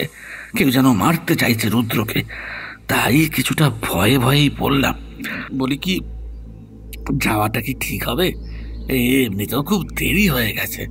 দেরি হয়েছে, সময় তো ফুরিয়ে যায়নি। চলুন, না হলে আরও দেরি হয়ে যাবে। আমি যন্ত্রচালিতের মতো এগিয়ে গেলাম। বাড়িটার চারপাশে কিছু টিলা আর গাছ, তাই কাছাকাছি না এলে বিশেষ বোঝা যাবে না এখানে বাড়ি আছে। আমরা ধীর পায়ে এগিয়ে গেলাম বাড়িটার দিকে। পাঁচিলবিহীন বাড়ি, খোলা জানালা দিয়ে উঁকি দিলাম ভিতরে। ঘর ফাঁকা বলেই মনে হচ্ছে। রুদ্র চাপা স্বরে বলল, চলুন তো ভেতরে ঢুকি। মানে ভিতরে কোনো ফাঁদ নেই তো? আরে রুদ্রাক্ষবাবু, মৃত্যু তো কয়েক ঘন্টা আগেই আপনার দরজায় কড়া নেড়ে গেছে। তবে আর ভয় কি? ভয় কি মরণে থাকিব স্মরণে। দরজায় আলতো ঠেলা দিতে খুলে গেল সেটা। ভিতরে ঢুকলাম। খোলা জানালা দিয়ে সূর্যের আলো এসে পড়েছে ঘরের মেঝেতে। ঘরের প্রতিটি কোণা বলে দিচ্ছে এটা কোনো মহিলার থাকার জায়গা এবং সে স্থায়ীভাবেই এখানে থাকে। আমি রুদ্রর মুখের দিকে তাকালাম। তার ঈগল পাখির দৃষ্টি খুঁজে চলেছে কিছু।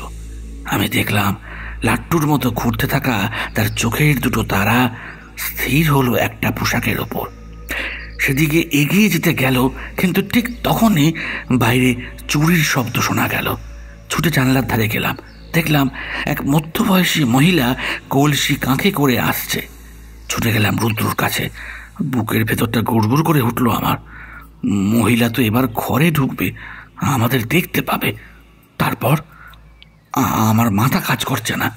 মহিলা ঘরের খোলা দরজায় এসে থমকালো। খোলা দরজা তার মনে প্রশ্নের জন্ম দিয়েছে। ধীর পায়ে ঢুকলো সে ঘরে, কিন্তু মহিলার মুখে আমার চোখ পড়তেই আমার হৃৎপিণ্ডটা যেন স্তব্ধ হয়ে গেল। এ কাকে দেখছি আমি? কিভাবে এখানে সম্ভব তাকে দেখা? আমাদের দুজনকে দেখে থমকে দাঁড়িয়ে গেল সে। মুখে কিছু না বললেও চোখে তার বিরাট প্রশ্ন। রুদ্র দ্রুত এগিয়ে গেল, স্বাভাবিক গলায় বলল, আমি রুদ্রনীল সেন, ইনি আমার দাদা। আমরা নদীতে মাছ ধরার জন্য এসেছিলাম, কিন্তু এখন পথ হারিয়েছি। এদিকে খুব তেষ্টা পেয়ে গেছে, তাই এই বাড়ি দেখে একটু যদি জল দেন। আমার দাদাটি আর থাকতে পারছে না তেষ্টায়। মহিলার মুখ দেখে বোঝা যাচ্ছে সে রুদ্রর কথা বিশেষ একটা বিশ্বাস করেনি। তার চোখ দুটো ঘুরছে আমাদের দুজনের উপর, হয়তো মাছ ধরার সরঞ্জাম খুঁজছে। রুদ্র একটা কপট হাসি নিয়ে বলল, মাছ ধরতে গিয়ে অসাবধানে নৌকোটা উল্টে যায়, তাই সব হারিয়েছি। এদিকে বিক্রমগড়ে ফিরতে হবে, তাই বাধ্য হই রুদ্র ডাহা মিথ্যেগুলো চুপচাপ দাঁড়িয়ে হজম করে যাচ্ছি। মহিলা কলসিটা রাখলো খড়ের কোণে। একটা পাথরের গ্লাসে জল এনে দিল। আমি দ্রুত পান করলাম। এমনিতেই শীতবোধ করছিল, এখন কাঁপুনিটা আরো বেড়ে গেল যেন। রুদ্র নরম স্বরে জিজ্ঞেস করলো, আপনি কি এখানে একাই থাকেন? মহিলাটি রুদ্রর চোখের দিকে তাকালো, কিন্তু কোনো উত্তর দিল না। রুদ্র বুঝলো ব্যাপারটা খারাপের দিকে মোড় নিচ্ছে। এখানে থাকাটা বুদ্ধিমানের কাজ হবে না, তাই আলগা হাসি নিয়ে বলল, চেষ্টা মেটানোর জন্য ধন্যবাদ, আমরা এখন আসি। ঘরটা ছেড়ে যাবার জন্য পা বাড়ালাম। একটা ঘরের শব্দ কানে আছড়ে পড়ল। শব্দটা আসছে পিছন থেকে। চকিতে করলাম, আর যা দেখলাম তাতে বুকের রক্ত হিম হয়ে গেল। মহিলা মুখটা হা করেছে, বলতে চাইছে কিছু, কিন্তু ওর মুখগহ্বরে দৃষ্টি পড়তে শরীর কেঁপে উঠল আমার। কেউ নির্দয়ভাবে কেটে নিয়েছে তার জিভের ডগাটা। আমি ছুটে যেতে গেলাম, রুদ্র টিপে ধরলো আমার হাত। এক মুহূর্ত ঘন জমাট নিস্তব্ধতা। রুদ্র কঠিন গলায় মহিলাকে উদ্দেশ্য করে বলল, যে আপনার এই অবস্থা করেছে তাকে আপনার পায়ের কাছে এনে হাজির করব, এটা রুদ্রনীল সেনের প্রতিশ্রুতি। আমরা দ্রুত বের হয়ে এলাম। বাকি রাস্তাটা পার হলাম উদ্ভ্রান্তের মতো। মাঝে একবার রুদ্রকে জিজ্ঞেস করেছিলাম, ভাইয়া এইটা কিভাবে সম্ভব যে মারা গেছে প্রায় 2 বছর আগে, সে কিভাবে বেঁচে আছে এখনো? রুদ্র কোনো উত্তর দেয়নি। ভিতরে ভিতরে গনগনে আগুনে ফুটছে সে। মহলের কাছে পৌঁছতেই সকলের উদ্বিগ্ন মুখ চোখে পড়ল। কেমন যেন থমথমে হয়ে আছে সকলে। চাপা স্বরে কিছু আলোচনা করছে, এবং সেটা যে আমাদের নিয়েই স্পষ্ট বুঝতে পারছি সেটা। ছোট রাজা ছুটে এলেন আমাদের দেখতে পেয়েই। আপনারা ফিরেছেন? কিভাবে এমন নদী থেকে বাঁচালেন নিজেদেরকে? ভগবানকে অশেষ ধন্যবাদ। আমি তো আপনাদের নৌকা চালকের কাছে খবর পেয়েই আমার লোকজন পাঠিয়ে দিয়েছি নদীতে আপনাদের খোঁজ করার জন্য। ও যে বললেন, ভগবান যাকে রাখে হরি তাকে মারে কে। কিন্তু সকলের মুখ এমন থমথমে কেন? ঢাকঢোল বন্ধ, ব্যাপার কি রাজামশাই? এসব ওই ইন্দ্রপ্রতাপেরই কাজ সাজে। সেই নৌকা উৎসবটাকে বন্ধ করে দিতে চায়। হিংসে হিংসে চরম হিংসে। বুঝলাম না রাজামশাই। আজ বছর 10 ধরে এই নৌকা উৎসব হয়ে আসছে। এমন ঘটনা এর আগে কখনো ঘটেনি। অতিথির উপরে আক্রমণ, তারপর নৌকা ডুবি, পুরোহিতদের মতে এটা নাকি ভারী অশুভ, বড় কোনো বিপদের লক্ষণ। তাই এই উৎসব বন্ধ করে দেওয়া হয়েছে। প্রজারা যদিও এতে ভীষণ অসন্তুষ্ট। যাই হোক, আপনারা বিশ্রাম নিন, আমি ইন্দ্রকে বুঝে নিচ্ছিক্ষণ। আমরা ছোট রাজার কাছ থেকে বিদায় নিয়ে মহলের দিকে পা বাড়ালাম। কিছুটা দূরে একটা সুসজ্জিত তাঁবু, সামনেই সুদৃশ্য এক ঘোড়ার গাড়ি। এই ঘোড়ার গাড়ি করেই এসেছেন ইন্দ্রপ্রতাপ নৌকা প্রতিযোগিতায় অংশ নিতে। বড় রাজামশাই খুব সম্ভবত আমাদের উদ্ধার পাওয়ার খবর ইতিমধ্যেই কারো মারফত পেয়ে গেছেন। তাঁবুর সামনে এই মুহূর্তে দাঁড়িয়ে আছেন তিনি। আমাদের দিকে ধারালো হাসি নিয়ে এগিয়ে এলেন। আমার মন বলল, এক্ষুনি একটা লড়াই শুরু হবে। রুদ্রকে উদ্দেশ্য করে তিনি বললেন, ওয়ে, সার্কাস পার্টির খেলা তো ভালোই চলছে, তা খেলা দেখানোর পারিশ্রমিক জুটেছে তো? না, জমা রাখছি সব হিসেবের খাতায়। যাওয়ার সময় সুদে আসলে হিসেব ঠিক বুঝে নেব। কে জানে, হয়তো বুঝিয়েও দেব অন্যদের। হ্যাঁ, যদি আদৌ ফিরে যেতে পারেন। বিদেশি অতিথিদের জন্য এত বেশি উদ্বিগ্ন হবেন না রাজামশাই। দেখবেন হয়তো তারা ঠিকই ফিরে যাচ্ছে, আপনাকে অনেক কিছু ফিরিয়ে দিয়ে। হয়তো হয়তো সুদ সমেত। রুদ্র দ্রুত পা বাড়ালো। আমিও নীরবে অনুসরণ করলাম তাকে। মহলের ফটকের কাছে পৌঁছাতেই ইন্দু ঝড়ের বেগে ছুটে এলো। সবকিছু ভুলে সে ঝাঁপিয়ে পড়ল রুদ্রর বুকে, হাউ হাউ করে কেঁদে উঠল। আপনি খুব বাজে, কতবার নিষেধ করলাম এসব প্রতিযোগিতায় যাবেন না, তবু গেলেন। খুব বাজে আপনি, খুব খুব। আরে তুমি মিছিমিছি একদম কথা বলবেন না আমার সাথে। ছুটে চলে গেল ইন্দু। আমি পাথর হয়ে দাঁড়িয়ে রইলাম। বুঝলাম, ভালোবাসা মেয়েদেরকে শিশু করে দেয়, তবে বিবাহের আগে পর্যন্ত। দুদিন পর আমন্ত্রণটা পেলাম। এই দুদিনে রুদ্র হঠাৎ হঠাৎ বেরিয়ে গেছে, ফিরে যেও হঠাৎ হঠাৎ। বিড়বিড় করে বলছে আপন মনে কিছু। আমি বুঝতে পারছি সে বড় কোনো এক মতলব আঁটছে, ধরতে চাইছে আসল রূপমতিকে। আমাদের ফিরে যাবার ইচ্ছে ছিল, কিন্তু কদিন পরেই মৃগয়া উৎসব শুরু হবে, তাই আপাতত থেকে গেছি সেটার জন্য। যাই হোক, যেটা বলছিলাম, বড় রাজা ইন্দ্রপ্রতাপ আমাদের আমন্ত্রণ জানিয়েছেন তার মহল ও রাজ্য ঘুরে দেখার জন্য। আমন্ত্রণ গ্রহণ করা ঠিক হবে কিনা বুঝতে পারছি না। রুদ্রর মুখ দেখে বোঝা যাচ্ছে না সে কি করবে। ইন্দু গোমরা মুখে বসে আছে। আমি সাহস করে জিজ্ঞেস করলাম, ভাইয়া কি করবে, যাবে নাকি? কি করবে মানে? কিছুতেই যাবেন না, এটা নিশ্চয়ই কোনো ফাঁদ। আমি কিছু একটা বলতে যাচ্ছিলাম, কিন্তু তখনই একজন এসে খবর দিল ছোট রাজা রুদ্রকে ডাকছে। সে চলে গেলে আমি আর ইন্দু বসে রইলাম অস্থির মন নিয়ে। ইন্দু একই রকম কঠিন গলায় বলল, দাদা, আপনি কিছুতেই যেতে রাজি হবেন না, ওকেও যেতে দেবেন না। আমার মন কিন্তু কিছুতেই সায় দিচ্ছে না। ছোট রাজা ঠিক আটকে দেবে দেখবেন, তাই তো ডেকে পাঠিয়েছে বলুন। রুদ্র ফিরে এলো একটু পরে, ঘরে ঢুকেই তাড়া দিল, রুদ্রাক্ষবাবু, চটপট তৈরি হয়ে নিন। কিন্তু তুমিও তৈরি হয়ে নাও, বিক্রমগড় ভ্রমণে যেতে হবে। ছোট রাজা ঘোড়ার গাড়ি প্রস্তুত করতে নির্দেশ দিয়ে দিয়েছেন। আমি ইন্দুবালার দিকে তাকালাম, তারপর তৈরি হতে শুরু করলাম। আধ ঘন্টা পরে বের হলাম আমরা দুপুরের খাওয়া দাওয়ার পর। ঘোড়ার গাড়িতে চেপে রওনা দিলাম আমরা বিক্রমগড়ের উদ্দেশ্যে। মেঘমুক্ত আকাশ, নরম আলো ঝরে পড়ছে চারদিকে, কিন্তু ইন্দুবালার মুখ এখনো গোমরা। রুদ্রকে দেখলাম মাঝে মাঝেই আর চোখে দেখছে ইন্দুকে। বাইরে প্রকৃতি দেখার ভান করে আমাকে উদ্দেশ্য করে সে বলল, দাদা, একটু চেপে চেপে বসুন, আকাশে মেঘ জমেছে, এক্ষুনি ঝড় উঠবে। হ্যাঁ মানে? আকাশ তো ঝকঝকে পরিষ্কার ভায়া। আমাকে বলছে বুঝছেন না, কিন্তু আপনার এই অত্যাধিক সাহসের জন্যই একদিন বিপদে পড়বেন দেখবেন। বিপদ যদি করা নারে, আমার দরজা খোলার সুযোগ দিও প্রিয়। ডাকিব তাকে অন্দরে, বসার আসন যতনে সাজিও। বেশ বেশ, অপূর্ব। ওদিকে খেয়াল করলাম ইন্দু কটমট দৃষ্টিতে রুদ্রকে দেখে বাইরে মুখ ঘুরিয়ে নিল। আমার অবশ্য ব্যাপারটা বেশ মজাই লাগছে। প্রেমে একটু খুনসুটি, একটু ঝগড়াঝাটি না থাকলে রস ঘন হবে কেমনে মশাই? যতদিন প্রেম ততদিনই তো রসের চারণ। বিয়ে হলেই তো আলু বেগুন কেনায় ঘুরে যাবে সব।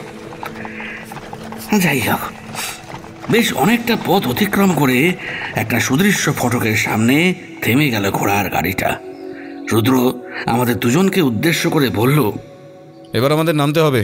কিন্তু এখান থেকে বড় রাজার মহল তো বেশ অনেকখানি পথ, এখানে নেমে করবোটা কি? না দেবী, তিনি অন্য একটি ঘোড়ার গাড়ি ব্যবস্থা করে রেখেছেন। আপনি যদি আপনার হাতটা একটু বাড়িয়ে দেন, তাহলে এই অধম কিঞ্চিত আপনার সেবা করিয়া কৃতার্থ বোধ করিবেন। বুঝলাম, নারীর অভিমান ভাঙানোর এই এক বিশেষ পন্থা। আমার অবশ্য হাত ধরার কেউ নেই, তাই নিজেকেই নামতে হলো। এগিয়ে গেলাম ফটকের দিকে। রুদ্রর কথা অনুযায়ী দেখলাম সত্যিই একটা সুসজ্জিত ঘোড়ার গাড়ি দাঁড়িয়ে।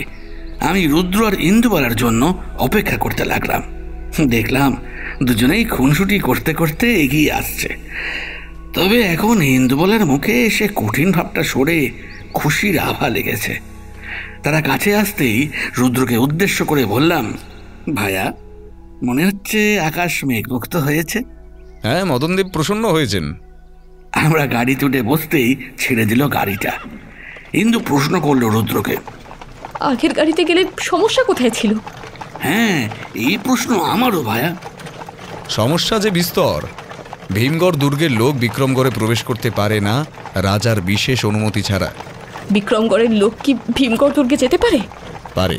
নৌকো উৎসবে সকলের অংশগ্রহণের অনুমতি আছে, আর মৃগয়া উৎসবে রাজপরিবারের বিশেষ বিশেষ কিছু জনের। মোটামুটি এটাই এখানে নিয়ম। কিন্তু কেন?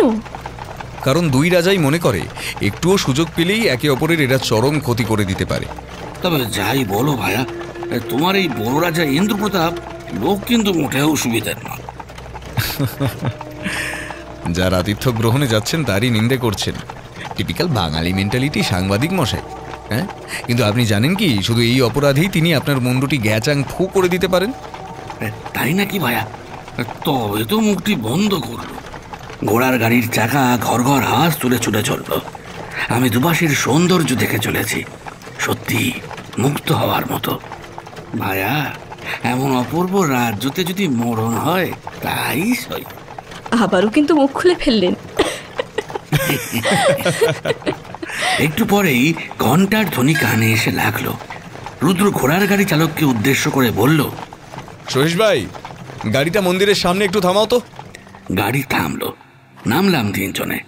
রুদ্র আমাকে উদ্দেশ্য করে বলল, শুনুন রুদ্রাক্ষবাবু, মরণের আগে একবার অন্তত দেবদর্শন করে আসি। সাদা পাথরের তৈরি সুবিশাল মন্দির। আমি সামনে তাকালাম, মহলের চূড়া দেখা যাচ্ছে। মনে মনে ভাবলাম, ওই রাজমহলে ঢুকবো পায়ে হেঁটে, বের হব কাঁধে চড়ে। মন্দিরে মন প্রাণ লাগিয়ে আগে প্রার্থনা করি, এই যাত্রায় উদ্ধার করে দাও হে ভগবান। মন্দিরে ঢুকে দেখলাম এক বৃদ্ধ পুরোহিত পূজার সামগ্রী জড়ো করেছেন সন্ধ্যের পুজোর জন্য। আমাদের দেখে অল্প হাসলেন, কিন্তু কোনো কথা বললেন না। আমি বিগ্রহের দিকে তাকালাম, মহাদেবের সুবিশাল মূর্তি। মনে মনে প্রার্থনা করলাম, ভালোই ভালোই যেতে পারি, ফিরে যেতে পারি। হিন্দু চোখ বুজে বিড়বিড় করে কিছু প্রার্থনা করে চলেছে। ঠিক তখনই রুদ্র পুরোহিতকে উদ্দেশ্য করে বলল, আপনি এই মন্দিরে বহুদিন ধরে পুজো করছেন, তাই না? পুরোহিত আলতো মাথা নাড়ল, এবারও কোনো কথা বলল না। আমি রুদ্রকে চাপা স্বরে বললাম, ভাইয়া, এ রাজ্যে কি কথা বলা বারণ? হতে পারে, অথবা ভয় বলছে না। ভয়? কিসের ভয়? সেটাই তো প্রশ্ন, সবাই ভয়টা পাচ্ছে কিসে?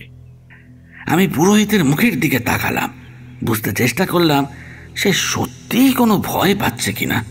না, কিছু বুঝতে পারলাম না। রুদ্র আবারও জিজ্ঞেস করলো, পুরোহিত মশাই, রাজামশাইয়ের বাবা কিভাবে মারা যান? রুদ্রর এই প্রশ্নে পুরোহিতের মুখ এক মুহূর্তের জন্য ফ্যাকাশে হয়ে গেল। তিনি বাইরে দৃষ্টিপাত করলেন, তারপর বেশ রুক্ষ স্বরে বললেন, আমি জানি না তোমরা কারা, কেনই বা তোমাদের আমন্ত্রণ জানানো হয়েছে, কিন্তু একটা কথা বলি বাবারা, কৌতূহল মাঝে মাঝেই বড় বিপদ ডেকে আনে, তাকে সংযত রাখাই ভালো। রুদ্র উঠে পড়লাম আমরাও। রুদ্র একটু এগিয়ে গিয়েও থেমে পুরোহিতের দিকে তাকিয়ে বলল, কৌতূহল তো মাঝে মাঝে বিপদ ডাকে, কিন্তু সব জেনেও না জানার ভান করা সে তো সবসময় বিপদের জন্ম দেয়। আপনি নিজেও তো বড় বিপদে আছেন, তাই না? তুমি কি করে জানলে সে কথা? ঠিক যেভাবে আপনি জানেন আমাদের কি জন্য আমন্ত্রণ পাঠানো হয়েছে। পুরোহিত মশাই চকিতে আরো একবার বাইরেটা দেখলেন। কণ্ঠনালীটা দুলে উঠল তাঁর। তারপর চাপা স্বরে বললেন, রাজা ভীম প্রতাপের মৃত্যু হয় অপঘাতে। অপঘাতে মানে? মানে বাবারা, এইসব কথা আমাদের বলার নিষেধ আছে। যদি রাজামশাই জানতে পারে তাহলে আর কোনোদিনই তাকে ছাড়বে না। ভয় নেই, কেউ জানবে না, নিশ্চিন্তে বলতে পারেন। এমনও তো হতে পারে আজ আমাদেরকে এই গোপন সত্য জানানোর জন্য আপনার এতদিনের বিপদ কেটে যাবে চিরদিনের মতো। পুরোহিত মশাই আবারও একটু ভাবলেন, হয়তো গোছালেন নিজেকে। তারপর মৃদু গম্ভীর স্বরে বললেন, রাজাবাবু জলসাঘর থেকে ফেরার পথে সিঁড়ি থেকে পড়ে মারা যান। আসলে সেদিন রানীমা রূপমতির সাথে, মানে রাজাবাবুর সাথে রানীমার বিস্তর ঝগড়া হয়, আর উত্তেজনার বশে তিনি পা পিছলে। আর রানীমা কিভাবে মারা গেলেন? মারা যাননি, খুন হন। কেউ রাতের অন্ধকারে ছুরি মারে তাকে। আপনি কি সেই খুনের সাক্ষী? সাক্ষী ঠিক না, তবে আমি অন্য একটি দৃশ্য দেখেছিলাম। অন্য দৃশ্য মানে? আমি সেদিন রানীমার কাছে পুজোর কয়েকটা বিষয় নিয়ে কথা বলতে গিয়েছিলাম। যেতে অবশ্য বেশ কিছুটা রাত হয়েছিল আমার, কিন্তু দেখলাম রানীমা হাতে একটা ধারালো ছুরি নিয়ে নিজের ঘর থেকে ঝড়ের বেগে বেরিয়ে এলেন। আমিও ভয় পেয়ে গেলাম কিছুটা। অন্ধকারে নিজেকে লুকিয়ে নিলাম। একটুখানি নিজেকে থিতু করে ফিরে এলাম কোনো কিছু আলোচনা ছাড়াই। কিন্তু পরের দিন সকালে এই ঘটনা শুনে আমি স্তম্ভিত হয়ে গেলাম। রানীমা নাকি খুন হয়েছেন নিজের শয়ন কক্ষে। কেউ ধারালো ছুরি দিয়ে কেটে দিয়েছে তার কণ্ঠনালী। এক মুহূর্তের জন্য যেন জমাট নিস্তব্ধতায় ভরে গেল মন্দির চত্বর। রুদ্র কঠিন মুখে কিছুটা ভাবল, তারপর গম্ভীর স্বরে জিজ্ঞেস করল, আপনি নিশ্চিত যে আপনি রানীমাকে ছুরি হাতে বের হতে দেখেছেন? রাত অনেকটাই হয়েছিল, আলোগুলো মৃদু ছিল, তাছাড়া ঝড় বৃষ্টি হচ্ছিল। তাই 100% হয়তো নিশ্চিত বলতে পারবো না, কিন্তু এতদিন রানীমাকে দেখেছি। তিনি পুজো পার্বণের সময় আমাকে প্রায় ডেকে পাঠাতেন, তাই তার হাঁটা চড়া সবই আমার চেনা। আচ্ছা, বুঝলাম। এই ঘটনার কথা আপনি বলেছেন কাউকে? ভেবেছিলাম বড় রাজাকে বলবো, কিন্তু তার মনের অবস্থা তেমন ছিল না, তাই ছোট রাজাকে বলেছিলাম। বুঝেছি। বেশ, এখন আসি। খুব শিগগিরই আপনাকে বিপদমুক্ত করব, আমি কথা দিলাম। চলুন রুদ্রাক্ষবাবু, রাজমহলে চা হয়তো এরপর ঠান্ডা হয়ে যাবে। এই দণ্ডটা আমি আগে কোথাও দেখেছি।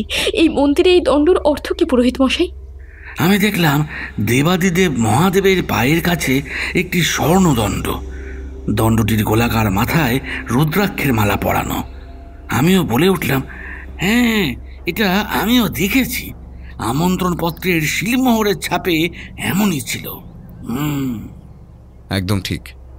কিন্তু তুমি এটা দেখেছো ছোট রাজার বসার ঘরে, তবে এটা আসল, ওটা নকল। তবে শুধু এই দণ্ডটাই নয়, আরও অনেক আসল নকলের খেলা চলছে বিক্রমগড় আর ভীমগড় জুড়ে। চলুন যাওয়া যাক। আমরা মন্দির চত্বর ছাড়িয়ে ঘোড়ার গাড়ির দিকে এগিয়ে গেলাম। যেতে যেতে ইন্দু রুদ্রকে জিজ্ঞেস করলো, সত্যের সন্ধানী মশাই, আপনি কিভাবে জানলেন যে পুরোহিত মশাই বিপদে আছেন? রহস্যপ্রেমী সত্য সন্ধানীদের মাঝে মাঝে মিথ্যার আশ্রয় নিতে হয় যে ইন্দুবালা। স্রেফ আন্দাজে ঢিল ছুড়েছিলাম। কিন্তু ভায়া। আর কোনো কথা নয়, এক্ষুনি রাজমহলে না গেলে চা কিন্তু ঠান্ডা হয়ে যাবে। ঘোড়ার গাড়িতে উঠতেই সেটা ছুটে চলল মহলের দিকে।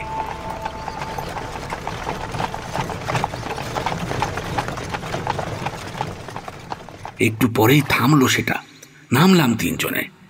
রুদ্র এগিয়ে গিয়ে পরিচয় দিতেই আমাদের ভিতরে যাবার অনুমতি মিলল। একজন বয়স্ক নায়েব গোছের লোক আমাদের একটা বড়সড় ঘরে বসালো। আরও একটু পরে চা জল খাবার এলো। আমি ভয়ে ভয়ে ইন্দুবালার দিকে তাকালাম। চাপা স্বরে বললাম, খাওয়াটা কি ঠিক হবে? কোনো বিষ টিষ মেশানো নেই তো? আমিও ঠিক সাহস পাচ্ছি না। নিশ্চিন্তে চায় চুমুক দিন। এত বড় রাজা আমাদের মতো ছাপোষা মানুষদের মারতে চায়, বিষ দেবেন না। সেটা তার কাছে বড় অসম্মানের হয়ে যাবে। বলেই প্রায় শুরুত করে একটা চুমুক দিল। দারুণ। রুদ্রাক্ষবাবু, এক চুমুক খেয়ে দেখুন, রাজবাড়ির চা বলে কথা। আমি তবুও ভয়ে ভয়ে চমক দিলাম। ইন্দ্রও দেখলাম তুলে নিল চায়ের কাপটা। আরেকটু পরেই ঘরে ঢুকলেন বড় রাজা ইন্দ্রপ্রতাপ। সৌজন্য সূচক উঠে দাঁড়ালাম আমরা। তিনি হাতের ইশারায় বসতে বললেন। রুদ্র চায়ে চুমুক দিতে দিতে বলল, রাজামশাই, খোলসা করে বলুন তো, আমাদের চায়ের আমন্ত্রণ জানানোর আসল কারণ কি? আতিথ্য নিশ্চয়ই নয়। রুদ্র যে সরাসরি এমন প্রশ্ন করবে তা কল্পনাতেও ভাবিনি। রাজামশাইয়ের মুখ যেন একটু কঠিন হলো। দ্রুত নিজেকে সহজ করে নিয়ে বললেন, আতিথ্য হয়তো নয়, তবে বন্ধুত্ব অবশ্যই। মানে? আসলে এসে থেকেই তো আপনাদের সাথে অকারণে শত্রুতা করে চলেছি, তাই ভাবলাম শত্রুতা ভুলে এবারে বন্ধুত্ব করি।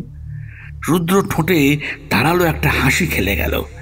সে চায়ের কাপটা নামিয়ে রেখে বলল, রাজামশাই যে আমাদের মতো ক্ষুদ্র প্রাণীকে আপনার সমকক্ষ শত্রু বলে মনে করেছেন, এর জন্য গর্ববোধ করছি। একটা ক্ষুদ্র পিঁপড়েও কানে ঢুকে হাতির মতো বড় প্রাণীর দিমাগ খেয়ে নিতে পারে, তাই না রহস্যপ্রেমী সত্যের সন্ধানী মশাই? আমার ব্যাপারে ভালোই খোঁজ খবর নিয়েছেন দেখছি। বেশ বেশ, যদিও আমরা কোনো দিক থেকেই আপনার সমকক্ষ নেই, তবুও বন্ধুত্ব স্বীকার করলাম। এবার বলুন তো, বন্ধুত্বের দাম হিসেবে কি চাইছেন? না না না না না, দাম কিছুই চাইছি না। শুধু চাইছি আদিত্য আপনাদের দিয়ে যে কাজ করাতে চাইছে সেটা করবেন না। আপনি কি করে জানলেন তিনি কি করাতে চাইছেন? এত বড় আমার জমিদারি, এত প্রজা আমার, আর সকলে যখন বড় রাজা বলে ডাকে আমায়, তখন এমন খবর পেতে কি খুব কাঠখড় পোড়াতে হয়? সেটাই স্বাভাবিক। কিন্তু ছোট রাজামশাই যে তার মা, মানে রানীমাকে তার মহলে দেখছেন, সেটা তো সত্যি। বুজরুকি, স্রেফ বুজরুকি। মরা মানুষ কখনো ফেরে না। আপনাদের মতো যুক্তিবাদী বাস্তববাদী মানুষরাও ওর ওই মাকে দেখতে পাওয়া বিষয়টা মুখে মুখে প্রচার করুক, সেটাই মনে হয় ও মনে মনে চায়।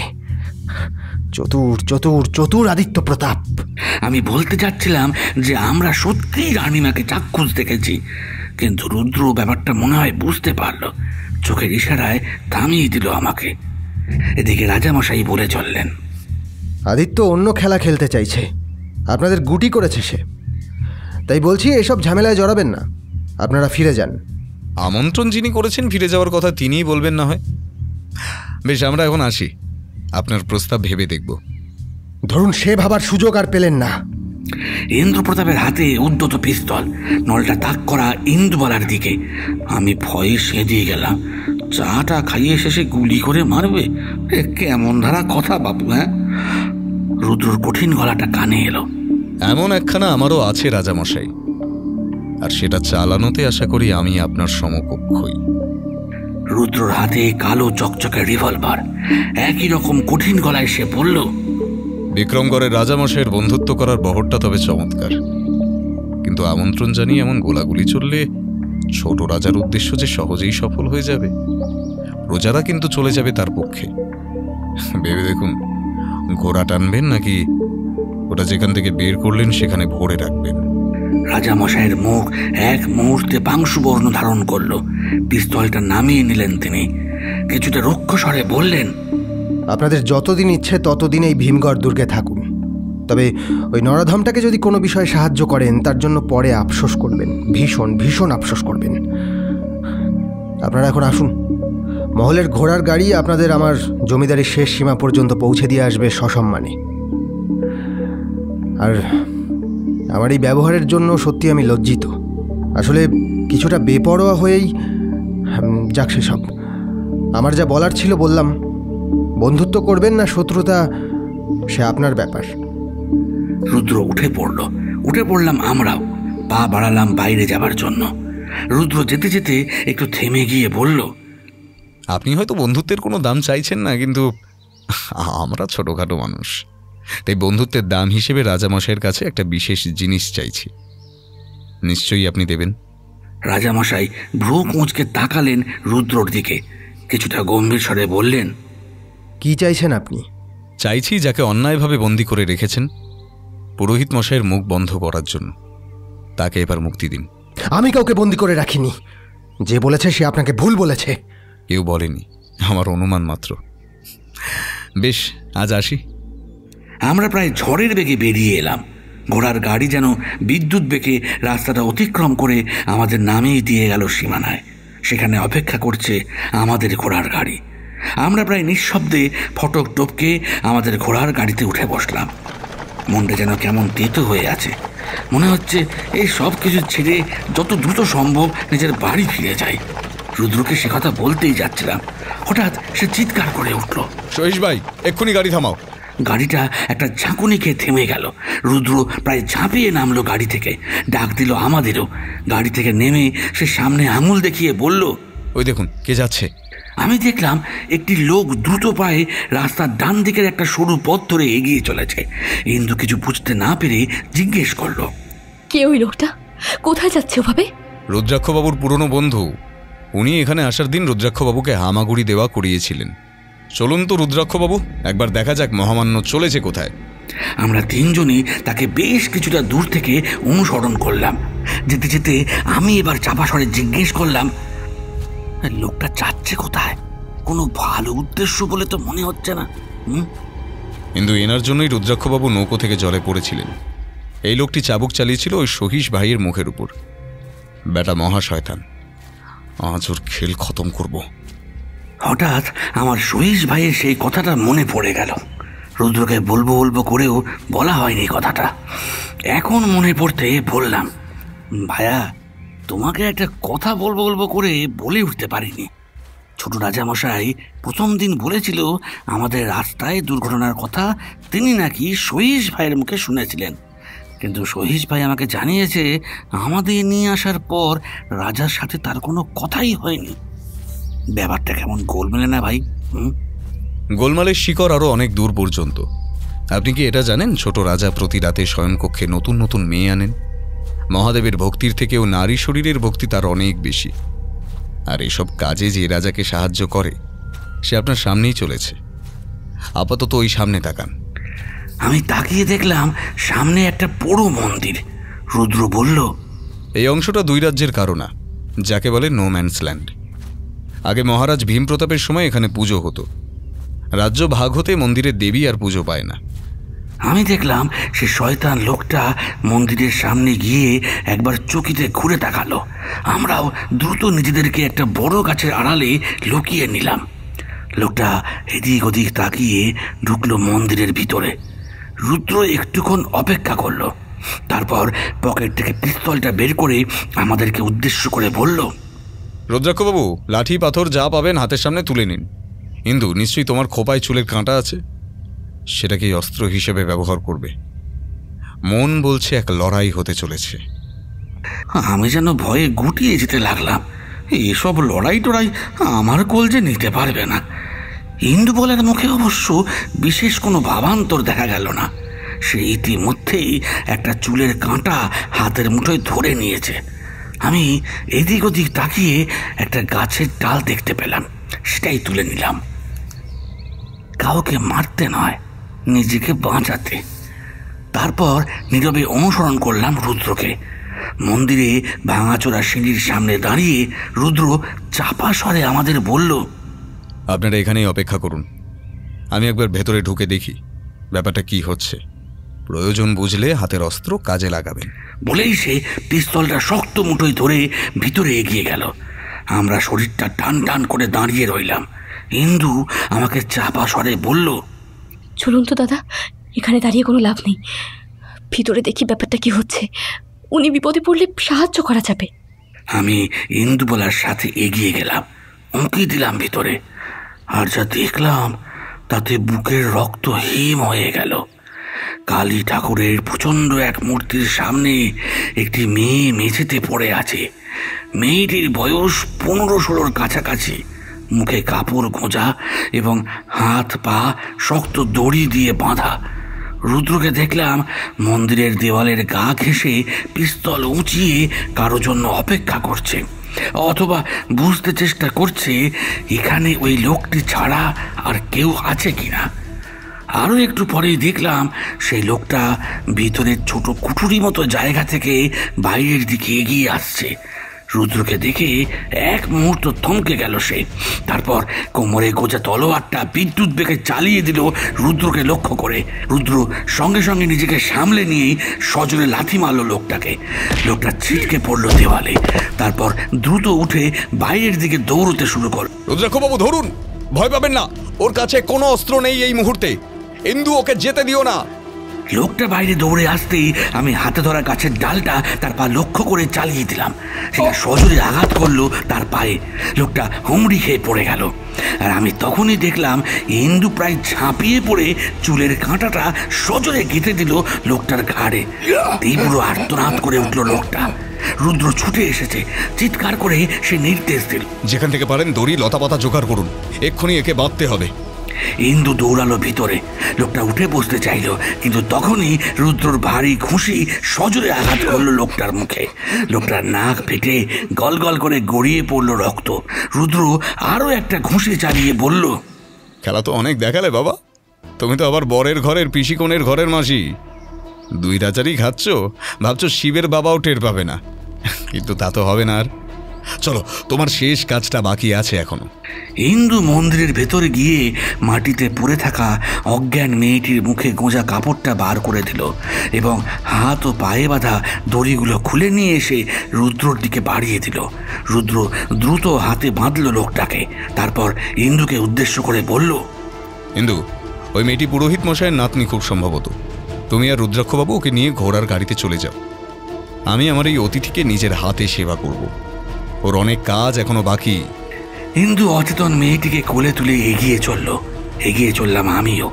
যেতে যেতে পিছনে তাকিয়ে একবার রুদ্রকে দেখলাম। সেই লোকটাকে হাত পা বেঁধে ফেলে রেখে সে একটা সিগারেট ধরালো, তারপর এক মুখ ধোঁয়া ছেড়ে তাকিয়ে রইল আকাশের দিকে। সন্ধে হয়ে গেছে অনেকক্ষণ আগে। আমি আর ইন্দু প্রায় নীরব হয়ে বসে আছি। কোনো কিছুই ভালো লাগছে না আমার। এসে থেকে রুদ্রর দেখা নেই। সে যে আজ বড় রকমের কোনো খেলা খেলতে চাইছে তা আমি অনুমান করতে পারছি। ইন্দু নীরবতা ভেঙে জিজ্ঞেস করলো, দাদা কি করবেন বলুন তো? একবার রাজামশাইয়ের কাছে খোঁজ নিলে ভালো হতো না? এখনো তো উনি ফিরলেন না।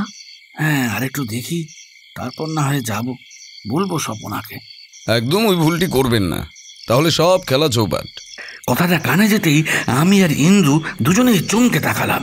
দেখলাম রুদ্র মুখে রহস্যময় হাসি নিয়ে ঘরের ভেতর ঢুকছে। কিন্তু তোমার কাছে ক্ষমা চাইছি, তোমায় না জানিয়ে একটা কাজ করেছি। কি কাজ? তোমার ভাইকে টেলিগ্রাম পাঠিয়ে বিশেষ একজনকে আনিয়েছি। খুব শীঘ্রই তার সঙ্গে পরিচয় হবে। আচ্ছা আচ্ছা, সেসব না হয় হবে, কিন্তু কি ব্যাপার বলো তো ভাইয়া? এ কিরকম কাণ্ড? কোথায় ছিলে এতক্ষণ? খেলা সাজাচ্ছিলাম রুদ্রাক্ষবাবু। ঠিকমতো ঘুঁটি সাজাতে পারলে বোরেও কিন্তু কিস্তির চাল দিতে পারে। মানে এখনই বুঝিয়ে বলার সময় নেই ইন্দু, তবে তোমাদের আজ একটি কাজ করতে হবে। কি কাজ? রুদ্র আমাদের বুঝিয়ে দিল কি কাজ করতে হবে, তারপর একই রকম ঝড়ের বেগে চলে গেল। আমরা প্রায় দম বন্ধ করে বসে রইলাম একটুক্ষণ।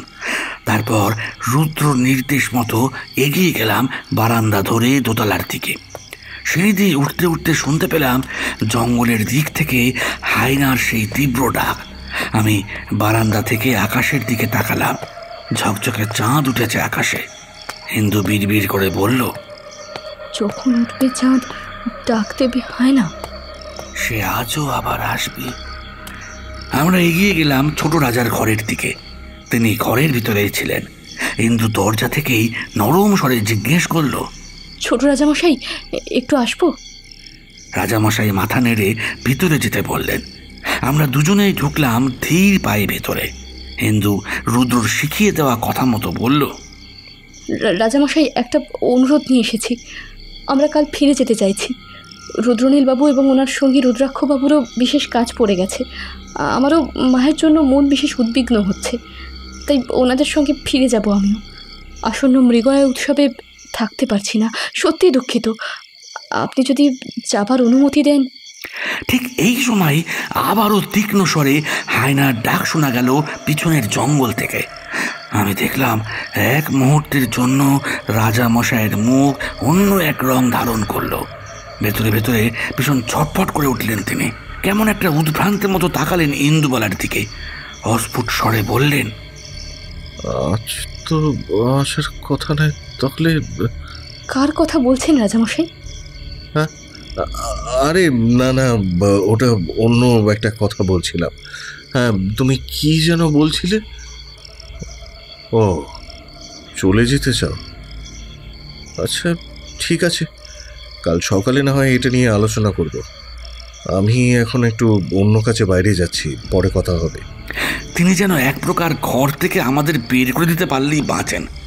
আমরা আর কথা না বাড়িয়ে চলে এলাম, কিন্তু নিজেদের ঘরে ফিরলাম না। রুদ্র আমাদের বুঝিয়ে দিয়েছিল এরপর কি করতে হবে। তাই আমরা আগের দিনের সেই ঝুল বারান্দার একটু আগে গিয়ে দাঁড়ালাম। দেখলাম কেমন একটা অন্ধকারে ঢেকে আছে মহল। আমি শ্বাস বন্ধ করে সামনে ঝুল বারান্দার দিকে তাকালাম। গোটা মহল যেন এখন থমথম করছে। ইন্দুবালার শ্বাসের শব্দটাও আমার কানে এসে লাগছে এখন। রুদ্রর কথা অনুযায়ী সে আসবে, কিন্তু এই প্রতীক্ষা বড় অস্বস্তির, বড় উদ্বিগ্নতার। থাকতে না পেরে ইন্দুকে বললাম, কইছি এখনো তো এলো না। ঠিক আসবে, তিনি যখন বলেছেন তখন নিশ্চয়ই কিছু বুঝেই বলেছেন। একটু পরেই চুরির রিনঝিন শব্দটা কানে এলো। ঝুল বারান্দায় জ্বলে উঠল মাটির প্রদীপ। দেখা গেল মহলের রানীমা রূপমতীকে। ধীর পায়ে তিনি এগিয়ে আসছেন, ঠিক আগের দিনের মতোই ছুটে যাচ্ছেন ছোট রাজা বারান্দা ধরে আকুলভাবে ডাকতে ডাকতে। মা, মা তুমি এসেছো? ভুল, আমার ভুল হয়েছে। সব ভুল শোধরাতে এসেছি আমি। কি ভুল মা? বলো বলো, আমি সব শুধরে নেব। কোন ভুলের কথা বলছো মা? রূপমতী কিছু বলার আগেই রুদ্রর গলাটা কানে এলো আমার। উনি যে ভুলের কথা বলছেন তা শুধরে দেবার ক্ষমতা আপনারও নেই ছোট রাজামশাই। আর কিছু বোঝার আগেই তীব্র একটা টর্চের আলো জ্বলে উঠল। সেই টর্চের আলোয় দেখলাম রূপমতীর ঠিক পাশে এসে দাঁড়িয়ে আছে রুদ্র। শুধু তাই নয়, রূপমতীর ঠিক পিছনে অন্ধকারে মিশে যে দাঁড়িয়ে আছে তাকে দেখে চমকে গেলাম। মন্দিরের সেই হাত পা বাঁধা মেয়েটি, যদিও এখন সে সম্পূর্ণ বন্ধন মুক্ত। কেমন একটা শুকনো মুখে সে দাঁড়িয়ে। সে এখন এখানে দাঁড়িয়ে কি করছে? যাই হোক, মূল ঘটনায় ফিরে আসি। রুদ্র ঠোঁটে কঠিন হাসি নিয়ে আমাদের দিকে উদ্দেশ্য করে কড়া গলায় বলল, রুদ্রাক্ষবাবু, মহলে সমস্ত আলোগুলো জ্বালাবার ব্যবস্থা করুন। আমায় যেতে হলো না। তার আগেই ইন্দু সেই মেয়েটিকে নিয়ে দৌড়ে নামলো সিঁড়ি ধরে। মহলের বাতি জ্বালানোর ব্যবস্থা করে একটু পরেই ওরা ফিরে আসলো। আমরা রুদ্রর দিকে তাকিয়ে কিসের যেন অপেক্ষায় রইলাম। রূপমতী নামের মহিলা তখনও স্থির হয়ে দাঁড়িয়ে, পাথরের মতো দাঁড়িয়ে আছে ছোট রাজা। তিনি যেন বুঝতেই পারছেন না কোথা থেকে কি সব এলোমেলো হয়ে গেল। রুদ্র বলে উঠল, ছোট রাজামশাই, গল্প কি খোলা বারান্দায় দাঁড়িয়ে শুনবেন, নাকি ঘরের ভেতরে বললেই সেটা ভালো হয়? আমি যখন আপনার অতিথি তখন আপনার সম্মান দেখার দায়িত্ব আমার, তাই না? তবে আমি একা নই, আমার সঙ্গে আরও কয়েকজন আছে। দেখুন তো একে চিনতে পারেন কিনা। আমি দেখলাম রুদ্র মন্দিরের সেই শয়তান লোকটিকেও নিয়ে এলো। তারপর গলা উঁচিয়ে ডাক দিল, বড় রাজামশাই, আপনিও আসুন। আপনার বন্ধুত্বের দাম আমাকেও তো দিতে হবে। ছোট রাজামশাই যন্ত্রচালিতের মতো এগিয়ে গেলেন সামনের ঘরটার দিকে। ধীরে ধীরে প্রবেশ করলাম আমরা সবাই। সকলে ঢুকলে রুদ্র দরজা বন্ধ করে দিল। ছোট রাজামশাই একটা চেয়ারে বসলেন, মাথা নিচু করে বসলেন বড় রাজামশাইও। আমরা মেঝেতেই দাঁড়িয়ে স্থির দৃষ্টি নিয়ে তাকিয়ে রইলাম। রুদ্র সকলকে এক পলক দেখে নিয়ে বলতে শুরু করলো, ক্ষমা করবেন রাজামশাইরা, আমি এখন যা বলতে চলেছি তা হয়তো ভীষণ অস্বস্তিকর, লজ্জারও, কিন্তু কথা দিচ্ছি কথা বাইরে যাবে না। একটু থামলো রুদ্র, গোছালো নিজেকে, তারপর আবারও বলতে শুরু করলো। আপনাদের পিতা রাজা ভীমপ্রতাপ বিবাহ করেছিলেন রূপমতী দেবীকে। রূপমতী দেবীরা 2 বোন ছিলেন। ওদের পিতা শঙ্কর সিং একবার নৌবিহারে গেলে ডাকাতদের হাতে পড়েন। বড় মেয়ে রূপমতীকে বাঁচাতে সক্ষম হলেও ছোট মেয়ে ভানুমতীকে ডাকাত দল নিয়ে চলে যায়। সেই ভানুমতী পরে বড় হয়ে বাইজি বৃত্তি করতে শুরু করেন। ঘটনাচক্রে তিনি গোপনে মুজরো করতে আসেন ভীমগড় দুর্গে রাজার একান্ত ব্যক্তিগত নাচমহলে। রাজা ভীমপ্রতাপ প্রথম দর্শনে চমকে গেলেও রূপে মুগ্ধ হয়ে তার প্রেমে পড়ে। শুরু হয় ঝামেলা, কিন্তু সবকিছু উপেক্ষা করে ভীমপ্রতাপ ভানুমতীকে রেখে দেন নাচমহলে। না, রূপে এভাবে বললে হবে না, আসুন আমরা ফ্ল্যাশব্যাকে প্রবেশ করি। রুদ্র বলে চলল অনেক কিছুই, আর আমাদের চোখের সামনে দৃশ্যমান হলো এক ভয়ঙ্কর দৃশ্য, পুরনো এক ঘৃণ্য জঘন্য এক অতীতের। সারেঙ্গির সুর ভেসে আসছে নাচমহলের ভিতরে একপাশে ঘন পর্দায় ঢাকা বাজনাঘর থেকে। জমিদারের একান্ত প্রমোদ কক্ষে বাদকদের প্রবেশ নিষেধ। সেখানে এখন জমিদার ভীমপ্রতাপের হাতে মদিরার পাত্র। ঘুঙুরের আওয়াজ ভেসে আসতে তিনি নড়ে চড়ে বসলেন। এই ভীমগড়ের নাচমহলে এসেছে নতুন এক বাইজি, ভিন রাজ্য থেকে। কিন্তু বাইজিকে ঘোমটা সরাতে দেখে এবার ভীমপ্রতাপ যেন চমকে গেলেন। এই কাকে দেখছেন তিনি? এ তো হুবহু রাজমহলের রানীমা রূপমতী। জলসা শুরু হলো। সারেঙ্গি আর ঘুঙুরের আওয়াজে ভরে গেল নাচমহল। জলসা শেষ হলে চলে গেল সবাই, শুধু রয়ে গেল বাইজি ভানুমতী আর ভীমপ্রতাপ। শুরু হলো শরীরের খেলা। ভীমপ্রতাপ যেন মহাবিশ্বের কৃষ্ণ গহ্বরে ডুবে গেলেন একটু একটু করে। বেশ কিছুদিন এভাবেই চলল। এবার বাইজি ভানুমতী ফিরে যাওয়ার পালা। কিন্তু তখনই ঘটল ঘটনাটা। একদিন ভীমপ্রতাপ নাচমহলে এসে দেখল বাইজি ভানুমতী জলসা ঘরে আসেনি।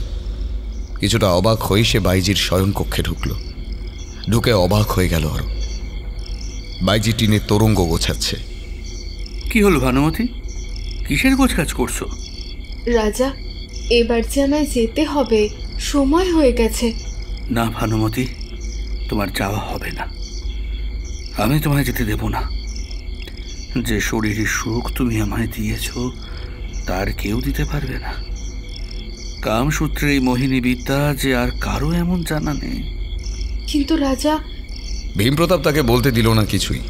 পরিবর্তে ভানুমতীকে টেনে নিল নিজের শরীরে। দুটো শরীর আবারও ডুবে গেল কামনার চূড়ান্ত সীমায়। রাজার এই অভিসার চলল ভীমগড় দুর্গে গোপনে। কয়েকজন বিশ্বস্ত পরিষদ ছাড়া জানল না আর কেউই। কেটে গেল অনেকগুলো মাস। ভানুমতী গর্ভবতী হল। এদিকে রানী রূপমতীও দ্বিতীয় সন্তানের জন্ম দিল, কিন্তু সে সন্তান মৃত।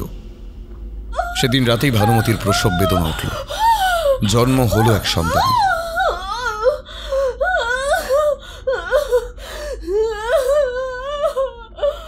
ভীমপ্রতাপ কি ভাবলো কে জানে, সন্তান অদল বদল করে দিল।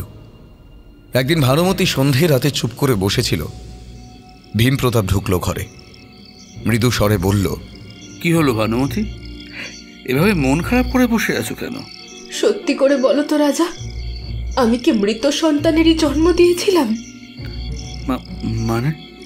আমি যে দেখলাম তার হাত পা নড়ছিল, তার তার কান্নাটা যে এখনো আমার কানে বাজছে। রাজা, কি বলতে চাইছো তুমি? কোথায় রেখেছো আমার ছেলেকে? ওই মৃত সন্তান আমার নয়। আমি বাইজি হলেও আমি মা। সন্তান মৃত হলেও ছুঁয়ে ঠিক বুঝতে পারবো। কি আজে বাজে বকছো? কোনো আজে বাজে বলছি না রাজা। তুমি আমার সন্তানকে চুরি করেছো। আমি এই রাজ্যের সকলকে চিৎকার করে বলবো, রাজা ভীমপ্রতাপ। কথাটা শেষ হওয়ার আগেই সজোরে একটা চড় পড়ল ভানুমতীর গালে। ভানুমতী ছিটকে পড়ল মেঝেতে। ভীমপ্রতাপ আগুন চোখে বেরিয়ে গেল ঘর থেকে। শুধু মেঝেতে শুয়ে অসহায় এক মা কেঁদে চলল ডুকরে ডুকরে।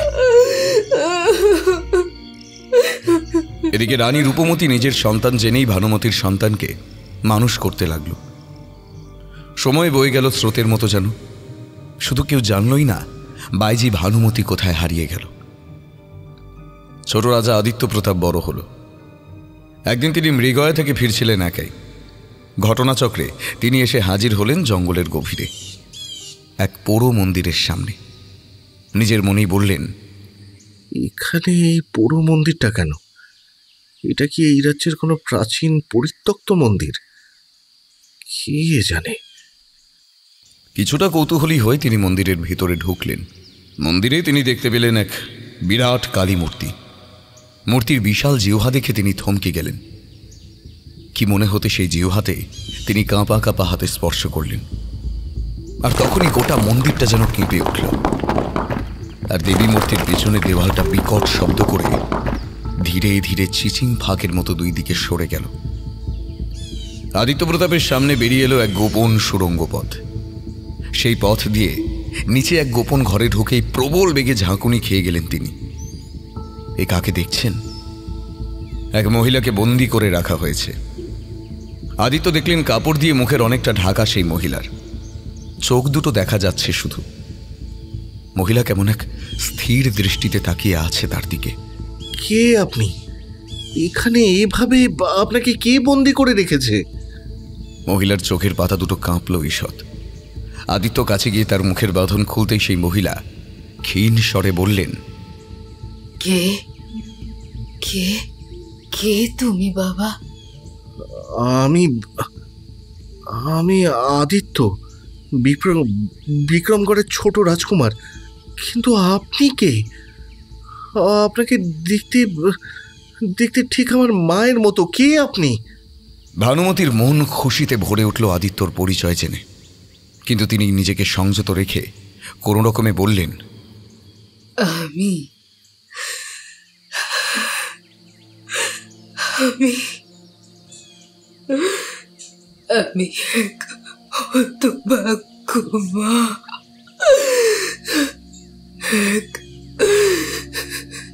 এক হতভাগ্য মা, এক নষ্ট বাইজি। মানে? ভানুমতি গোড়া থেকে এক এক করে সব বলে গেলেন আদিত্যকে, শুধু নিজের সন্তানের পরিচয় জানানো ছাড়া। তিনি শুধু এইটুকুই জানালেন যে রাজার সঙ্গে সঙ্গমে তার গর্ভে জন্ম নেওয়া তার সন্তানকে রাজা কেড়ে নিয়ে তাকে বন্দি করে রেখেছেন এইখানে। সেই সন্তান আজ কোথায় কিভাবে রয়েছে কিছুই তার জানা নেই। সব শুনে আদিত্য বললেন, বেশ, আপনাকে আমি ঠিক সময়ে এখান থেকে উদ্ধার করব। আদিত্য ফিরে এলেন রাজমহলে। রূপমতিকে জানালেন সব কিছু। ভীষণ ঝগড়া হলো রানী রূপমতি আর রাজা ভীমপ্রতাপের মধ্যে। এমন সময় হঠাৎ ভীমপ্রতাপ উত্তেজিত অবস্থায় সিঁড়ি দিয়ে নামতে গিয়ে পা পিছলে মারা যান। রাজার শ্রাদ্ধ শান্তির কাজ মিটল, কিন্তু রূপমতির বুকের আগুন নিভল না। খোঁজ শুরু করলেন বাইজি ভানুমতির। জানতে পারলেন ভানুমতি পালিয়েছে, কিন্তু গোটা রাজ্য তোলপাড় করেও ভানুমতিকে খুঁজে পাওয়া গেল না কোথাও। সে যেন ভোজবাজির মতো মিলিয়ে গেছে। কাটল আরও একটা বছর। রানী রূপমতি এসে বাস শুরু করলেন ভীমগড় দুর্গে। কারণটা জানল না কেউই, কেন সে এই দুর্গে বাস করতে শুরু করল। তবে লোকে বলে তিনি নাকি স্বামীর এই অপঘাতে মৃত্যুর জন্য কোনো এক কারণে বা হয়তো কোনো এক অজানা ভয়ে বিক্রমগড়ের রাজমহল ছেড়ে বাস শুরু করেছিলেন ভীমগড় দুর্গে। রানী রূপমতি রাজ্যের কাজকর্ম নিজে সেভাবে পালন করতে পারলেন না, তাই কিছুদিন বাদে তিনি রাজ্য ভাগ করে দিলেন দুই পুত্রের মধ্যে। বড় রাজকুমার ইন্দ্রপ্রতাপ পেলেন মূল ভূখণ্ড তথা বিক্রমগড়ের অধিকার, আর ছোট রাজকুমার আদিত্য প্রতাপ পেলেন ভীমগড় দুর্গের অধিকার। সব ঠিকই চলছিল, কিন্তু গোল বাঁধল মহাদেবের ওই দণ্ড নিয়ে। আদিত্য কোনোভাবে জানতে পারলেন ওই দণ্ডের নিচে আছে নাকি বিপুল সম্পদ, আর এও জানলেন ওই দণ্ড যার অধিকারে থাকবে সে কোনো কিছুতেই পরাজিত হবে না। তাই বিক্রমগড়ের অধিকার পাওয়ার জন্য পাগল হয়ে উঠলেন তিনি। কিন্তু রানীমা, তিনি কিছুতেই তার রাজ্যের সম্পত্তির ভাগাভাগির পুনরায় পরিবর্তন করতে চাইলেন না। এই নিয়ে রানী রূপমতি এবং ছোট রাজা আদিত্যর মধ্যে বেশ কয়েকবার বচসা হয়। অতঃপর আদিত্য ছক কষলেন। কিছুদিন পর এক সন্ধ্যের অন্ধকারে গা ঢাকা দিয়ে হাজির হলেন নদীর ধারের নির্জন কুটিরে, যেখানে আদিত্য লুকিয়ে রেখেছেন ভানুমতিকে। ভানুমতি সেই সময় একটা প্রদীপ জেলে পুজোর প্রস্তুতি নিচ্ছিলেন। পায়ের আওয়াজে চমকে উঠলেন। আদিত্যকে দেখে মৃদু শব্দে বললেন, কে? ও ছোট রাজা, আমি তো খুবই ভয় পেয়ে গিয়েছিলাম, ভাবলাম রানীমা বুঝি।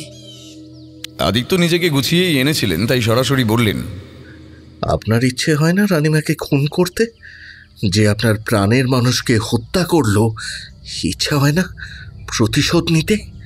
ভানুমতি এক মুহূর্ত স্থির দৃষ্টিতে তাকালো, তারপর মৃদু গম্ভীর স্বরে বলল, যে রাজা আমাকে এত বছর ধরে বন্দি করে রেখেছেন, তার মৃত্যুতে সত্যি কি আমার কষ্ট পাওয়া উচিত? আপনি আসল সত্যিটা জানেন না, তাই এমনটা বলছেন। পিতা যখন সিঁড়ি দিয়ে পড়ে গিয়ে প্রচণ্ড আহত, সেই অবস্থায় আমি তার কাছে ছুটে গিয়েছিলাম। পিতা আমাকে একটাই কথা বলেছিলেন, ভানুমতির সন্তানকে তিনি যত্ন করে বড় করেছেন। রানী রূপমতি বাধা না দিলে সেই সন্তানকে ভানুমতির কাছে রাজা আবার ফিরিয়ে দেবেন, সেই সাথে রাজত্ব ও রাজমর্যাদাও দেবেন। কিন্তু আরও কিছু বলার আগেই তিনি মৃত্যুর কোলে ঢলে পড়েন। আর পিতার এই মৃত্যুর জন্য কে দায়ী ছিল সেটা তো আপনি জানেনই। রূপমতি? রাজা সত্যি অনুতপ্ত ছিলেন, কিন্তু রাজা আর নেই। তিনি চলে গেছেন সেই না ফেরার দেশে। রাজা, রাজা, আমি জানতাম একদিন আপনি আমাকে ঠিক কাছে টেনে নেবেন, কিন্তু ঈশ্বর, আর আপনি বেঁচে নেই। আর আপনি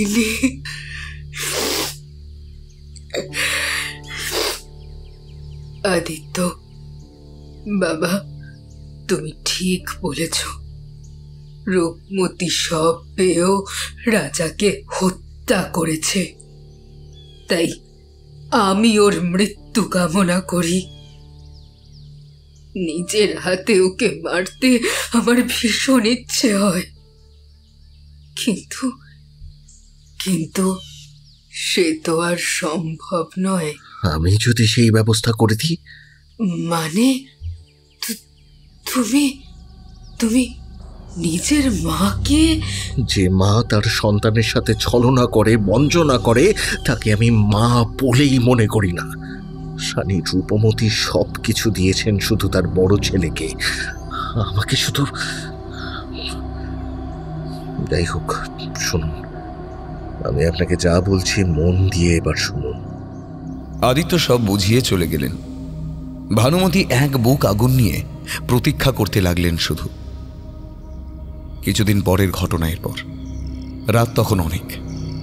ভীমগড় দুর্গের আলোগুলো নিভে এলো একটু একটু করে। বারান্দার আলো ছায়ায় দেখা গেল এক ছায়া মূর্তিকে। রানীমার শয়নকক্ষের দরজায় টোকা পড়ল। দরজা খুলল একটু পরেই, আর রানীমা ছায়ামূর্তিকে দেখেই চমকে উঠল। কে তুমি? ছায়ামূর্তি ঘরে ঢুকে দরজা বন্ধ করে দিল। রানীমা একইভাবে জিজ্ঞেস করল, বলো কে তুমি? হুবহু আমারই মতো দেখতে। ও বুঝেছি, ভানুমতি। বাইজি ভানুমতি।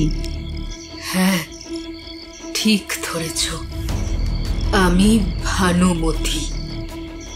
তুমি আর আমি, আমরা একই বাবা মায়ের সন্তান। অথচ ভাগ্যের পরিহাসে তুমি রাজরানী আর আমি বাইজি। কিন্তু এই ভাগ্যই আমাকে ঘটনাচক্রে এখানে এনেছে। কি চাও তুমি? মৃত্যু, তোমার মৃত্যু। একটা ধারালো ছুরি তীব্র বেগে গেঁথে গেল রানীমার বুকে। ভয়ঙ্কর আর্তনাদ, সঙ্গে সঙ্গেই বাজ পড়ল। ভানুমতি একটু পরে বের হলেন। বুকের জ্বালা যেন মিটেছে তার।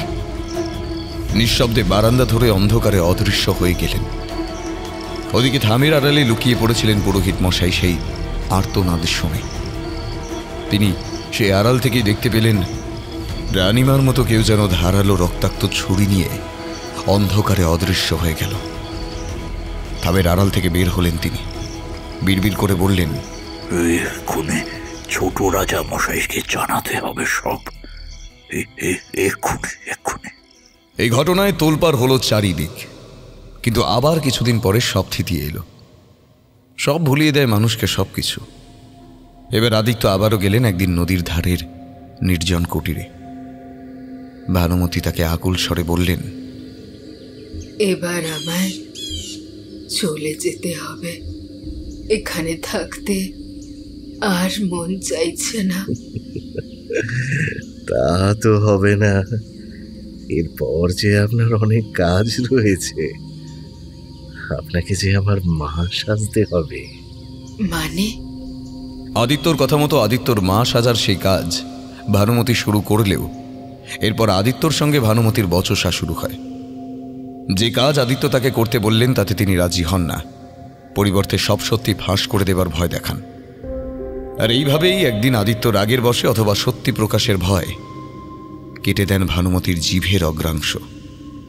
ছোট রাজা আদিত্য প্রতাপ এতক্ষণ চুপ করে বসেছিলেন। এবার তিনি চিৎকার করে উঠলেন, মিথ্যে কথা, মিথ্যে কথা! আমি কাউকে খুন করিনি, কাউকে বন্দি করিনি। রুদ্রনীল বাবু, মনে রাখবেন আপনি এখন আমার রাজ্যে। চাইলে এক্ষুনি আপনার এই গাল গল্পের জন্য আপনাকে আমি বন্দি করতে পারি। জানি জানি, রাজার বিরুদ্ধে কথা বলবো আর আটঘাট বাঁধবো না, তাই কি হয়? তাই তো বিশেষ অতিথি রূপে হীরামান্ডির বর্তমান রাজাকে টেলিগ্রাম পাঠিয়ে এক বিশেষ ভদ্রলোককে সদল বলে আনিয়েছি। কই অফিসার, আসুন। আমি লোকটিকে চিনতে পেরেছি। হীরামান্ডির ঘটনায় এই অফিসার রুদ্রকে বিশেষ সহায়তা করেছিলেন। রুদ্র তাকে উদ্দেশ্য করে বলল, কি বিনায়ক বাবু, তৈরি তো? বলতে না বলতেই হল ঘরে এসে প্রবেশ করলেন পুলিশ অফিসার বিনায়ক বাবু। অফিসারের হাতে লাল কাপড়ের উপর খোদ ইংরেজ সরকারের লিখিত ফরমান। সেটা তিনি সকলের সামনে তুলে ধরে দেখাতেই ছোট রাজামশাই গুটিয়ে গেলেন যেন। রুদ্র কিছু বলতে যাচ্ছিল, কিন্তু তখনই ছোট রাজামশাই বেশ কড়া স্বরে বললেন, আপনার কাছে এর কোনো প্রমাণ আছে? না, প্রমাণ না থাকলে কি সত্যিটা সত্যি হয় না রাজামশাই? জনসমক্ষে এটাও তো প্রমাণ নেই উত্তর পশ্চিমের জঙ্গলে কোনো হায়না নেই, অথচ বিশেষ বিশেষ রাতে জঙ্গল থেকে হায়নার ডাক শোনা যায়। জনসমক্ষে এমন প্রমাণও নেই যে আপনি রূপমতী দেবীর সন্তান নন, ভানুমতির সন্তান। আর একটাও কথা বললে আপনার জিভ কেটে নেব আমি। হ্যাঁ জানি তো, জিভ কেটে নেবার অভ্যাস তো আপনার অনেক আগে থেকেই আছে। তবে যে সন্তান তার নিজের মায়ের জিভ কাটতে পারে সে তো অন্য কারো কাটতেই পারে। কিন্তু ছোট রাজামশাই, আমার জিভ কাটলেই কি সত্য চাপা পড়ে যাবে? আর প্রমাণ যদি বলেন, প্রমাণ তো আপনার সামনেই দাঁড়িয়ে আছে, আপনার মা ভানুমতি। একবার জিজ্ঞেস করুন না তাকে। তিনি উচ্চারণ করতে না পারলেও তার চোখ মুখের অভিব্যক্তি দেখেও আশা করি সত্যিটা উপলব্ধি করতে পারবেন। ছোট রাজামশাই, আমি এত কিছু বলার পরেও বুঝতে পারলেন না? রাজার কাছে যত্নে পালিত হওয়া ভানুমতির সেই সন্তান আর কেউ নয়, সেটা আপনি। ভানুমতির সঙ্গে প্রথম দেখাতেই মায়ের মন ঠিক চিনে নিয়েছিল আপনাকে, কিন্তু আপনার সম্মান রক্ষার্থে তিনি নিজেকে প্রকাশ করেননি কখনো। আর তাই তো নকল মা সাজার ছলনা করতে তার মন চায়নি। আমি চকিতে ভানুমতির দিকে তাকালাম। দু চোখে তার চরম আকুলতা জলের বিন্দু সৃষ্টি করেছে। তিনি যেন বলতে চাইছেন সত্যটা, অথচ বলে উঠতে পারছেন না। ছোট রাজার দিকে তাকালাম, মনে হচ্ছে এক্ষুনি তিনি নিজের নিয়ন্ত্রণ হারাবেন। আমি রুদ্রকে কিছু একটা বলতে যাচ্ছিলাম, কিন্তু ঠিক তখনই ছোট রাজা হাঁটু গেড়ে বসে পড়লেন মেঝেতে, কেঁদে উঠলেন হাউ হাউ করে। মা, ক্ষমা করো মা, ক্ষমা করো আমায়। আমি কি করলাম, আমি কি করলাম মা? ভানুমতি এগিয়ে এলেন নিঃশব্দে, জড়িয়ে ধরলেন ছোট রাজাকে। একটা শব্দ তার মুখ দিয়ে বের হয়ে এলো না, শুধু গণ্ড বেয়ে গড়িয়ে চলল নীরব জলের স্রোত। বড় রাজামশাই, ক্ষমা করবেন। আমি জানি আপনি এই সত্য উদ্ঘাটনের ভয় বারবার আমাদের মৃত্যু ভয় দেখাতে চেয়েছেন এই শয়তান নরাধম গুপ্তচরকে দিয়ে আমাদের বারবার আঘাত করতে, যাতে আমরা ভয় পেয়ে চলে যাই। যখন তা হয়ে উঠল না তখন চায়ের আমন্ত্রণ করলেন, কিন্তু কি আর করা যাবে? রুদ্রনীল সেনের স্বভাব এরকমই, যে সত্যকে সে উদ্ঘাটন করতে যায় তাকে উদ্ঘাটন করেই ছাড়ে। তবে আপনার এই কাজগুলোই আমাকে সত্য উদ্ঘাটনে সাহায্য করে। রাজামশাই, সার্কাস পার্টির খেলা তো শেষ, আমরা জোকার না রিংমাস্টার সে আপনি বিচার করুন। তবে এটুকু বলতে পারি, সত্য যাই থাকুক সে কথা বাইরের লোক কোনোদিনই জানবে না, আপনি নিশ্চিন্তে থাকতে পারেন। তারপর আমার আর ইন্দুবালার দিকে ঘুরে বলল, চলুন রুদ্রাক্ষবাবু, ইন্দু নিচে চলো, আমাদের সব গোছগাছ করতে হবে। কাল খুব সকালে ট্রেন, মিস করলে হবে না। ওদেরকেও তো এবার একটু একা থাকতে দেওয়া দরকার, ওদের নিজেদের হিসেব নিজেরাই বুঝে নিক। রুদ্র এবার মৃদুস্বরে আমাদের বলল, রুদ্রাক্ষবাবু, বলেছিলাম না ভানুমতী দেবীর জীব যে কেটেছে তাকে তার সামনে হাজির করবই। আমাদের কাজ এখানেই শেষ, চলুন যাওয়া যাক। আমরা নিঃশব্দে ঘর ছেড়ে বাইরে যাবার জন্য পা বাড়ালাম। বারান্দা ধরে যেতে যেতে শুনতে পেলাম এক সন্তানের বুক ফাটা কান্না, যেন গোটা মহলের আলো অন্ধকারে ধাক্কা খেয়ে খেয়ে ফিরছে।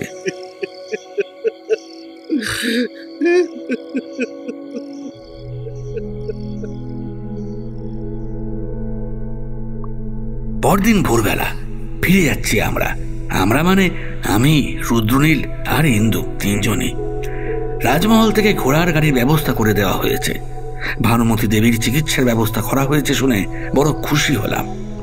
বড় রাজামশাই ফিরে গেছে নিজের রাজমহলে। সেই শয়তান অধম গুপ্তচরটার কি শাস্তি হয়েছে তা অবশ্য আমার জানা নেই, তবে যেটুকু বুঝতে পারছি তার কপালে যথেষ্ট দুর্গতিই আছে। কিন্তু বেশ কয়েকটা প্রশ্ন তখনও ঘুরপাক খাচ্ছে আমার মনে।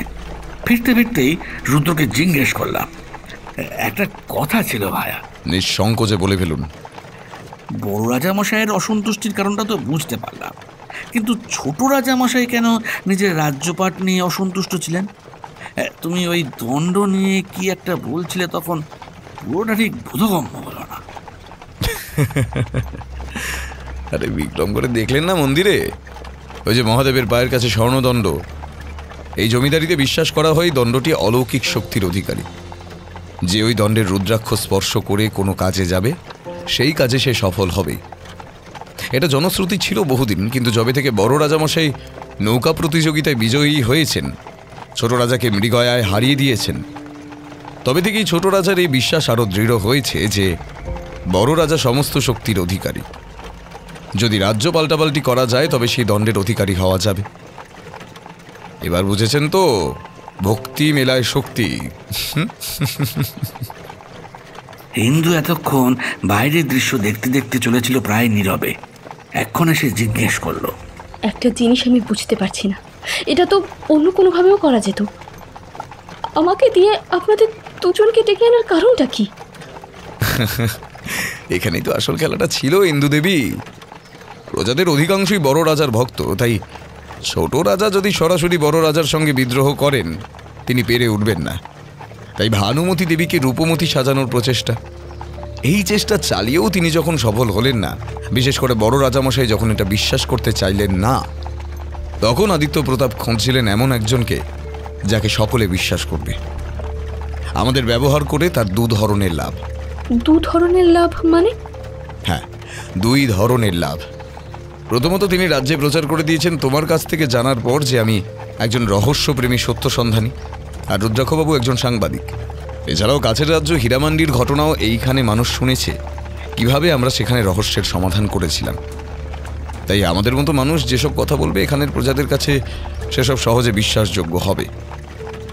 আমাদেরকে তিনি ভানুমতির খেল দেখিয়ে সেটাই প্রচার করাতে চেয়েছিলেন, তাতে প্রজারা তার পক্ষে যেত।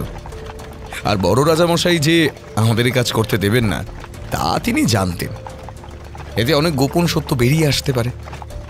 তাই ওই শয়তান লোকটিকে দিয়ে বড় রাজার কাছে খবর পাঠিয়ে আমাদেরকে আক্রমণ করাতে চেয়েছেন। ও, এই কারণে তুমি ওই শয়তান নরধমটাকে বরের ঘরের পিসি আর কোণের ঘরের মাসি বলছিলে। আচ্ছা, বেটা এদিকেও আছে ওদিকেও আছে, সত্যি নরধম একটা। একদম ঠিক।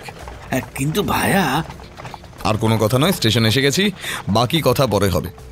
তাছাড়া সব কথা যদি আপনি বলে দেন, এই গল্পের শ্রোতা বন্ধুদের মনে প্রশ্নগুলো জাগবে কি করে? ওদেরকেও তো একটু ভাবতে দিন কথক মশাই। ঠিক ঠিক ঠিক। ঘোড়ার গাড়ি আমাদের স্টেশনে নামিয়ে দিয়ে চলে গেল। আমি একটা বেঞ্চে গিয়ে বসলাম। রুদ্র আর ইন্দুও বসেছে পাশের বেঞ্চটাতে। স্টেশনে বসে আমার হঠাৎ বেশ কয়েকটা কথা মনে পড়তেই ব্যাগ থেকে খাতাটা বের করে সেগুলো লিখতে গেলাম। আর তখনই ব্যাগের ভিতরে পেলাম একটা কাগজের টুকরো, তাতে ঝকঝকে অক্ষরে লেখা, জানি আবারও সবরীর প্রতীক্ষা করতে হবে আপনার জন্য, আবারও অপেক্ষা করতে হবে আপনার চিঠি আসার, বারান্দায় দাঁড়িয়ে দুপুর কাটাতে হবে ডাকবাহক আসার প্রতীক্ষায়। দেবেন তো চিঠি, নাকি কলকাতায় গিয়ে ভুলে যাবেন আবারও? মনে থাকবে কি কোনো এক ইন্দুমতি বহু বহু দূরে শুধু আপনার অপেক্ষাতেই দিন কাটাচ্ছে? মনে থাকবে কি কোনো এক সাদা কাগজের টুকরোতে আপনার তরফ থেকে আমার প্রতি দুটি কথা লেখার চিঠি দেখার জন্য একজন ডাকবাহক চলে যাবার পরেও আমি অপেক্ষা করব? মনে থাকবে তো? আশায় রইলাম। ইতি আপনার ধরি, তোমার ইন্দুমতি। বুঝলাম চিঠি ভুল বাক্সে পড়েছে। সকলের কাছে যে ইন্দুবালা, তার এক নতুন নামও হয়েছে এবার, ইন্দুমতি। শুধুই একজনের কাছে সেই নাম ধরে ডাকার অধিকার। বেশ বেশ। কাগজের টুকরোটা হাতে নিয়ে একটু ভাবলাম, তারপর নিঃশব্দে ঢুকিয়ে দিলাম রুদ্রর ব্যাগে। হুইসেল বাজিয়ে ট্রেন ঢুকলো। আমি পা বাড়ালাম আমাদের নির্ধারিত কামরার উদ্দেশ্যে। ট্রেন ছাড়তে বিলম্ব আছে, তাই গোয়েন্দা মশাইকে আর ডাকাডাকি করলাম না। সে এখন অন্য ভুবনে মত্ত। বুঝলেন মশাই, প্রেম যতদিন, রসের জারণ ততদিনই। আর কালের যাত্রাপথে আমার প্রেম তো যাকে বলে সংসারের নিত্যদিনের আলু বেগুন কেনায় খুঁজে গেছে। তাই এসব দেখে দুঃখ বাড়িয়ে লাভ নেই। চলি শ্রোতা বন্ধুরা, ভালো থাকবেন। আশীর্বাদ করুন রুদ্র আর ইন্দুকে নিয়ে যাতে আবারও দেখা হয় আপনাদের সাথে। নমস্কার।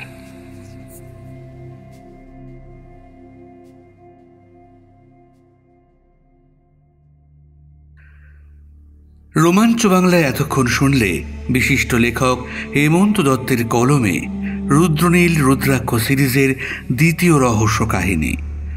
গল্পটি ভালো লেগে থাকলে অবশ্যই চ্যানেলটি সাবস্ক্রাইব করে দিও ও অন্যান্যদের সাবস্ক্রাইব করতে উৎসাহ দিও বন্ধু। ধন্যবাদ। গল্পটিতে অংশগ্রহণে যারা আছে তাদের নাম নিম্নে উল্লেখ করলাম। সূত্রধারের ভূমিকায় অভিক সাহা, রুদ্রনীল সেনের ভূমিকায় ব্রতদীপ মুখার্জি, গল্পপাঠ ও রুদ্রাক্ষের ভূমিকায় সৌরভ সাহা। অন্যান্য মুখ্য চরিত্রে অংশগ্রহণে বর্ণিশা ভট্টাচার্য, বর্ণালী দে বর্মন, শিপ্রা দাস জানা, সৌমেন মজুমদার ও শুভদীপ নাথ। গল্পটির নাট্যরূপ ও সামগ্রিক পরিচালনায় আমি সৌরভ সাহা। তাহলে আজকের মতো আসি বন্ধু। ভালো থেকো, সুস্থ থেকো, সকলকে ভালো রেখো। ফিরে আসছি খুব শিগগিরই তোমার মনের মতো আরও একটি গল্প নিয়ে। আর হ্যাঁ, গল্প মানে রোমাঞ্চ বাংলা। শুনতে থাকো, গল্পে থাকো।